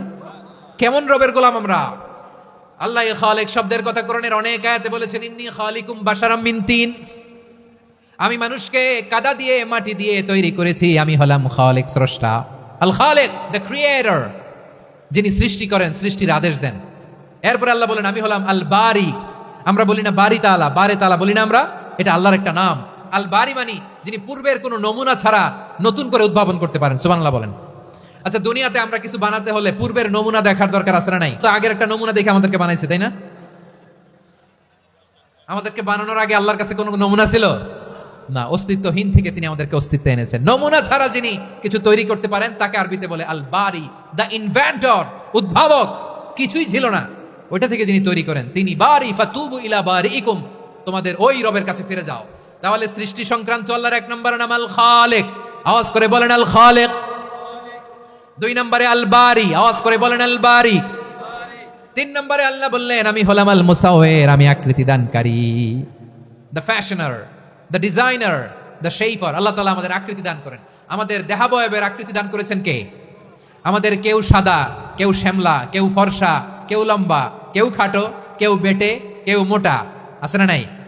আমাদের কেউ নারী, আমাদের কেউ পুরুষ, আবার আমাদের কেউ হিজড়া। এটা বানালেন কে? আওয়াজ করে বলুন তো, এই ডিসিশন মেকিংটা করেছেন কে? এর নাম হচ্ছে আল মুসাউইর, the designer, the fashioner, the shaper. তিনি শেপ দেন। মায়ের পেটে থাকতে আমাদের কার কণ্ঠস্বর কেমন হবে, কার ডিএনএ, আমাদের দেহে যে সেলের মধ্যে যে ডিএনএ থাকে, ডাইঅক্সিরিবোনিউক্লিক অ্যাসিড, এটা দিয়ে আমাদের ফিচারগুলো ডিফাইন হয়। এটা কার কণ্ঠ কেমন, কার চেহারা কেমন, কার স্কিন কালার কেমন, এটা ডিসাইড করেছেন কে? আওয়াজ করে বলেন কে? সে আল্লাহ বলছেন হুয়াল্লাযী ইউসাউইরুকুম ফিল আরহামি কাইফা ইয়াশা লা ইলাহা ইল্লা হুয়াল আজিজুল হাকীম। তিনি এমন সত্তা যিনি মায়ের পেটে থাকতেই তোমাদের চেহারার আকৃতি দিয়েছেন, যেমন চেয়েছেন তেমন দিয়েছেন। তিনি কে? আপনার চেহারা ডিজাইন করছে কে? আমারটা ডিজাইন করছে কে? নাকি আমরা করছি? এই ক্ষমতা আল্লাহ আমাদের হাতে দিছে, নিজের হাতে রেখে দিছে। সুবহানাল্লাহ পড়েন। আবার সূরা ইনফিতারে আল্লাহ বলছেন الذي خلقك فسواك فعدلك في أي صورة ما شاء ركبك। তিনি এমন সত্তা যিনি তোমাদের সৃষ্টি করেছেন, এই সৃষ্টিকে সুবিন্যস্ত করেছেন, সুষম করেছেন, যেমন চেয়েছেন তেমন আকৃতিতে তোমাদেরকে তিনি দুনিয়ায় পাঠিয়েছেন। সুবহানাল্লাহ। তাহলে আকৃতি দান করেন কে? আল্লাহর এই নামটা হচ্ছে আল মুসাওয়ির, মানে আকৃতি দানকারী। প্রিয় ভাইরা, আকৃতি দেওয়া আমাদের কাজ না, আকৃতি দেন আল্লাহ। এজন্য কারো আকৃতি নিয়ে কখনো বাজে মন্তব্য করা যাবে? আমার বড়ুয়াখালীর ভাইয়েরা আওয়াজ করে আমার সাথে বলুন, কারো আকৃতি নিয়ে বাজে মন্তব্য করবেন? কমেন্টে সরাসরি কাউরে বলবেন তুই লম্বুর ঘরের লম্বু, তুই মোটুর ঘরের মোটু, তুই চিকনার ঘরের চিকনা, তোর নাক চ্যাপটা, তুই খাটো, তুই এইটা সেইটা বলবেন? কথা কয় না, বলবেন? কারো আকৃতি নিয়ে ব্যঙ্গ করা যাবে? এটার ইংরেজিতে বলে বডি শেমিং। কি বলে? Body shaming. এটা হারাম। আমার কলিজার টুকরা বারুয়াখালীর নবাবগঞ্জের যুবক ভাইয়েরা, খবরদার, কোশ্চিনকালেও আমরা কারো দেহের আকৃতি নিয়ে, বডি শেপ নিয়ে মন্দ কথা, বাজে কমেন্টস করব? কারণ এই আকৃতিটা দিয়েছে কে? আচ্ছা, ও যে শ্যামলা, ওরে শ্যামলা বানালো কে? আর এই লোক যে ফর্সা, এর ফর্সা বানালো কে? একজন লম্বা, কে বানালো? আরেকজন খাটো, কে বানালো? তো লম্বা বানাইছে আল্লাহ, বেটে বানাইছে আল্লাহ। ওরে যদি বেটে বলেন, গালিটা কি ওর কাছে যায় না? যায়। যে ওরে বেটে বানাইছে তারা দেয়া হয় গালি। কথা বুঝতেছেন? কারো আকৃতি নিয়ে যদি আপনি ব্যঙ্গ করেন, তাহলে যে যে সত্তা এই আকৃতি দিয়েছে তাকে ব্যঙ্গ করা হয়। কেউ খাটো হওয়ার জন্য ওরে যদি আপনি খাটু বলেন, ওকে বলেন নাই, যে সত্তা তাকে খাটো বানিয়েছে তাকে বলেছেন আপনি। তাহলে কারো আকৃতি নিয়ে ব্যঙ্গ করবেন? করবেন? কোশ্চিন কালেও যেন আমরা না করি। প্রিয় ভাইরা, আম্মা জান আয়েশা রাদিয়াল্লাহু তাআলা আনহা, আমাদের প্রিয় আম্মা জান, বিষ্ণু ইসা ইসলামের প্রিয়তমা স্ত্রী, উনি বিষ্ণু ইসা ইসলামের আরেক স্ত্রী, ওনার নাম হচ্ছে সাফিয়া, উনিও আমাদের আম্মা জান। ওনার ব্যাপারে একটা কথা বলতে যে একটা কথা বলেছিলেন, রাসূল সাল্লাল্লাহু আলাইহি ওয়াসাল্লাম এটা পছন্দ করেননি। উনি বললেন যে আপনার স্ত্রী এমন এমন, সরাসরি বলেন না, ইঙ্গিত দিয়ে। নারীদের মধ্যে মানবিক কারণে জেলাসি একটু থাকে, এটা স্বাভাবিক। এটা থেকে নবীর স্ত্রীরাও মুক্ত ছিলেন না, এটা থাকবে। তো তিনি বলেছিলেন যে আপনার অমুক স্ত্রী কাদা ওয়া কাদা, সফিয়া তো এমন এমন, তা আনি কসিরা, এটা দিয়ে বুঝিয়েছিলেন একটু খাটো, একটু স্থূলাকৃতির, একটু মোটা ছিলেন, উনি খাটো ছিলেন। ইঙ্গিত করে যখন রাসূল সাল্লাল্লাহু আলাইহি ওয়াসাল্লামকে এটা বললেন, রাসূল সাল্লাল্লাহু আলাইহি ওয়াসাল্লাম এটা পছন্দ করলেন না। আল্লাহ রাসূল বললেন, আয়েশা তুমি এটা কি বললে? এমন কথা তো তোমার কাছ থেকে আশা করি নাই। তুমি আমার আরেক বিবির ব্যাপারে এমন কথা বললে। আয়েশা তুমি কি জানো, লাকাদ কুলতি কালিমাতান লাউ মুযিজাত বিমাইল বাহরি লামাযাজাতহু, তুমি এমন একটা কথা মুখ দিয়ে উচ্চারণ করেছো, এই শব্দগুলো যদি সাগরের পানিতে ছেড়ে দেওয়া হয়, এই কথার তিক্ততার, পঙ্কিলতার কারণে নীল সাগরের পানি মুহূর্তেই কালো হয়ে যাবে। আয়েশা খবরদার, আর এরকম বলো না, আর বলো না। রাসূল সাল্লাল্লাহু আলাইহি ওয়াসাল্লাম কখনো বডি শেমিং কে স্পেস দিতেন না, সুযোগ দিতেন না।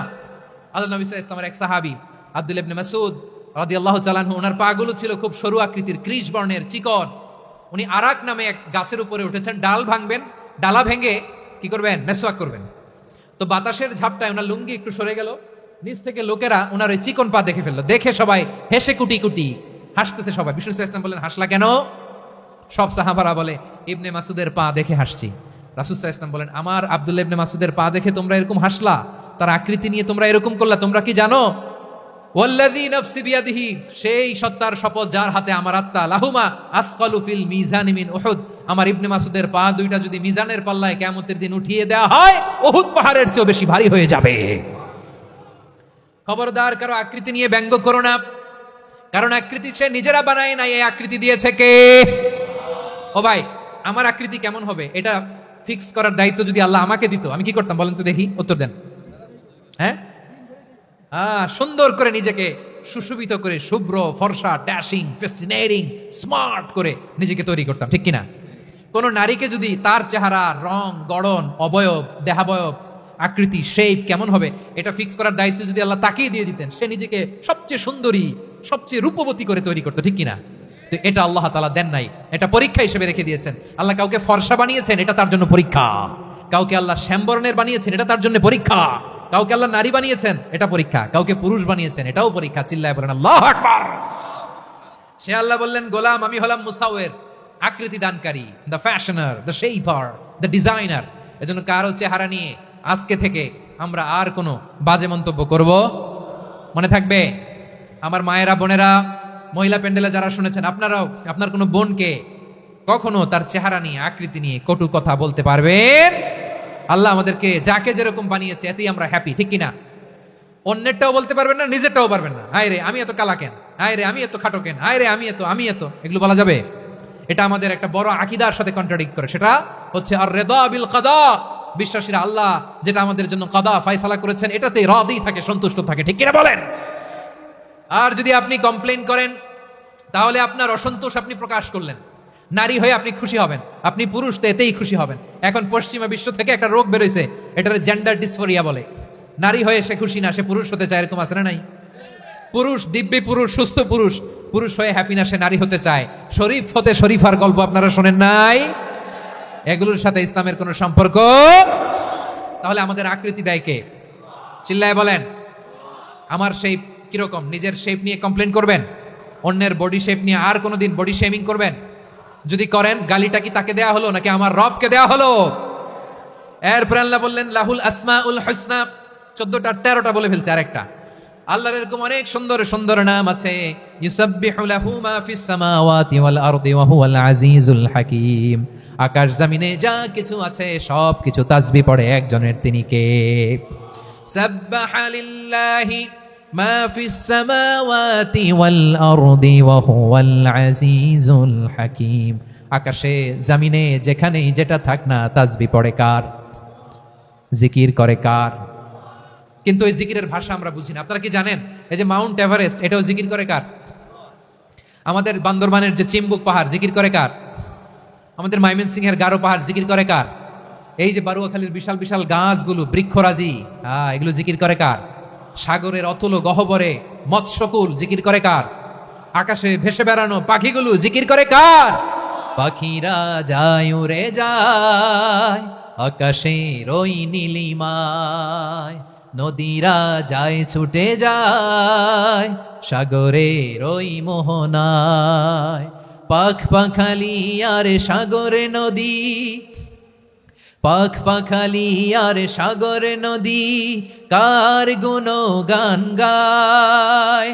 আল্লাহু আল্লাহ আল্লাহু আল্লাহ, আল্লাহর গুণগান গায়। সবাই পড়েন আল্লাহু আল্লাহ আল্লাহু আল্লাহ, আল্লাহর গুণগান গায়। সুবহানাল্লাহ পড়েন।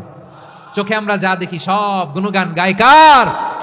এজন্য আল্লাহ বললেন ওয়া ইম মিন শাইইন ইল্লা ইউসাব্বিহু বিহামদিহি ওয়ালাকিন লা তাফকাহুনা তাসবিহাহুম। নবমণ্ডল ভূমণ্ডল, আকাশে কিংবা জমিনে যেখানেই যেটা থাক না, সব আল্লাহর তাসবিহ পড়ে, কিন্তু সে তাসবির ভাষা তোমরা বোঝো না, ঠিক কি না?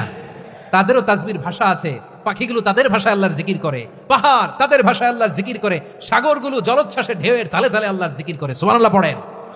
সে আল্লাহ বললেন ইউসাব্বিহু লাহু মা ফিস সামাওয়াতি ওয়াল আরদি, আকাশে যা আছে তাও আল্লাহর তাসবিহ পড়ে, জমিনে যা আছে তাও আল্লাহর তাসবিহ পড়ে।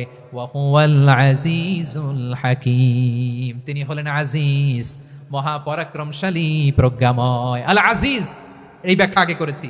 আল হাকিম সর্বশেষ 14 নম্বর আল্লাহ তাআলার গুণবাচক নামটি হচ্ছে আল হাকিম। আল হাকিম মানে হচ্ছে প্রজ্ঞাময়, the wise, the all wise. আল্লাহর সব কাজে প্রজ্ঞা আছে না নাই?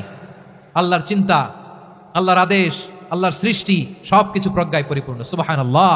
কারণ তিনি আল হাকিম। আরবিতে বলে ফিউলুল হাকিম লা ইয়াখলু আনিল হিকমা, হাকিমের কোনো কাজ হিকমত থেকে শূন্য নয়। আল্লাহ যাই বলে এর মধ্যে হিকমত আছে না নাই? আল্লাহর এই কোরআনের ভেতরেও হিকমত আছে না নাই? আল্লাহর কালামের প্রতিটি বাণী, প্রতিটি বাক্য, প্রতিটি শব্দের ভেতরে প্রজ্ঞা লুকিয়ে রেখেছে কে? আল্লাহর সৃষ্টির ভেতরেও প্রজ্ঞা আছে না নাই? অনেক কিছু আল্লাহ তৈরি করেছে, আমাদের মাথায় প্রশ্ন জাগে, হায় হায় এটা কেন আল্লাহ তৈরি করলো? এটার ভেতরেও রহস্য আছে না নাই? এজন্য বিশ্বাসীরা বলে রব্বানা মা খালাকতা হাযা বাতিলান সুবহানাকা ফাকিনা আযাবান নার। ও আমাদের রব, এই জমিনে যা আমরা দেখি কোনো কিছুই তুমি এমনি এমনি সৃষ্টি করো নাই, তুমি আগুনের শাস্তি থেকে আমাদেরকে বাঁচাও, পড়ে না আমিন। সবকিছুর মধ্যে হিকমা আছে, এই কোরআনেও হিকমা আছে। আল্লাহ বলছেন ইয়াসিন ওয়াল কোরআনিল হাকিম, প্রজ্ঞাময়, বিজ্ঞানময় কোরআনের শপথ। আল্লাহর সব কাজের ভেতরে হিকমা, প্রজ্ঞা আছে না নাই? সে আল্লাহ বললেন গোলাম, সূরা হাশরের শেষ 3 আয়াতের ভেতরে আমি আল্লাহর 14টি গুণবাচক নাম উল্লেখ করে দিয়েছি। যখন জপতে মন চাইবে এই নামগুলো দিয়ে জপবি, যখন ফরিয়াদ করবি আমার এই নামগুলো দিয়ে আমি আল্লাহর কাছে ফরিয়াদ করবি, ঠিক কিনা বলেন? রাজি আছেন? এই যে আর রহমান, আর রাহিম, আল কুদ্দুস, আল সালাম, আল জব্বার, আল আজিজ, আল হাকিম, এই নামগুলো ধরে ধরে আল্লাহর ডাকতে রাজি আছেন? খেয়াল করবেন প্রিয় ভাইরা, দোয়া কবুলের কিছু শর্ত আছে। এর মধ্যে একটা শর্ত হচ্ছে আল্লাহর সুন্দর সুন্দর নামগুলো ধরে ধরে আল্লাহকে ডাকা, তাহলে ওই দোয়াগুলো আল্লাহ তাআলা কবুল করে। এই নামগুলো আরো বিশেষ করে বেশি করে জানার চেষ্টা করবেন, তাহলে আল্লাহর প্রতি অগাধ আস্থা, বিশ্বাস, ভালোবাসা আমাদের বাড়বে। এই যে 14টা নাম আল্লাহর পরিচয় আমরা ইন ডেপথ জেনেছি, আল্লাহর প্রতি আপনাদের আস্থা বেড়েছে না? আল্লাহর প্রতি আমাদের ভালোবাসা আরো প্রগাঢ় হয়েছে না? আমরা যখন ডাকবো তার নামেই ডাকবো, জিকির করব তার নামেই করব, ঠিক যেমনটি আল্লাহ শিখিয়েছেন, ঠিক কিনা বলেন? এবং এই নামগুলো থেকে আমাদের যে শিক্ষা, এই শিক্ষাগুলো আমরা আমাদের জীবনে বাস্তবায়ন করব। সব শেষ কথা বলি প্রিয় ভাইরা, সব শেষ কথা বলি, এই যে আমাদের রবকে আমরা চিনলাম, একাগ্রভাবে এই রবের দিকে ঝুঁকে পড়েন, গোটা বিশ্ব আপনার দিকে ঝুঁকে পড়বে।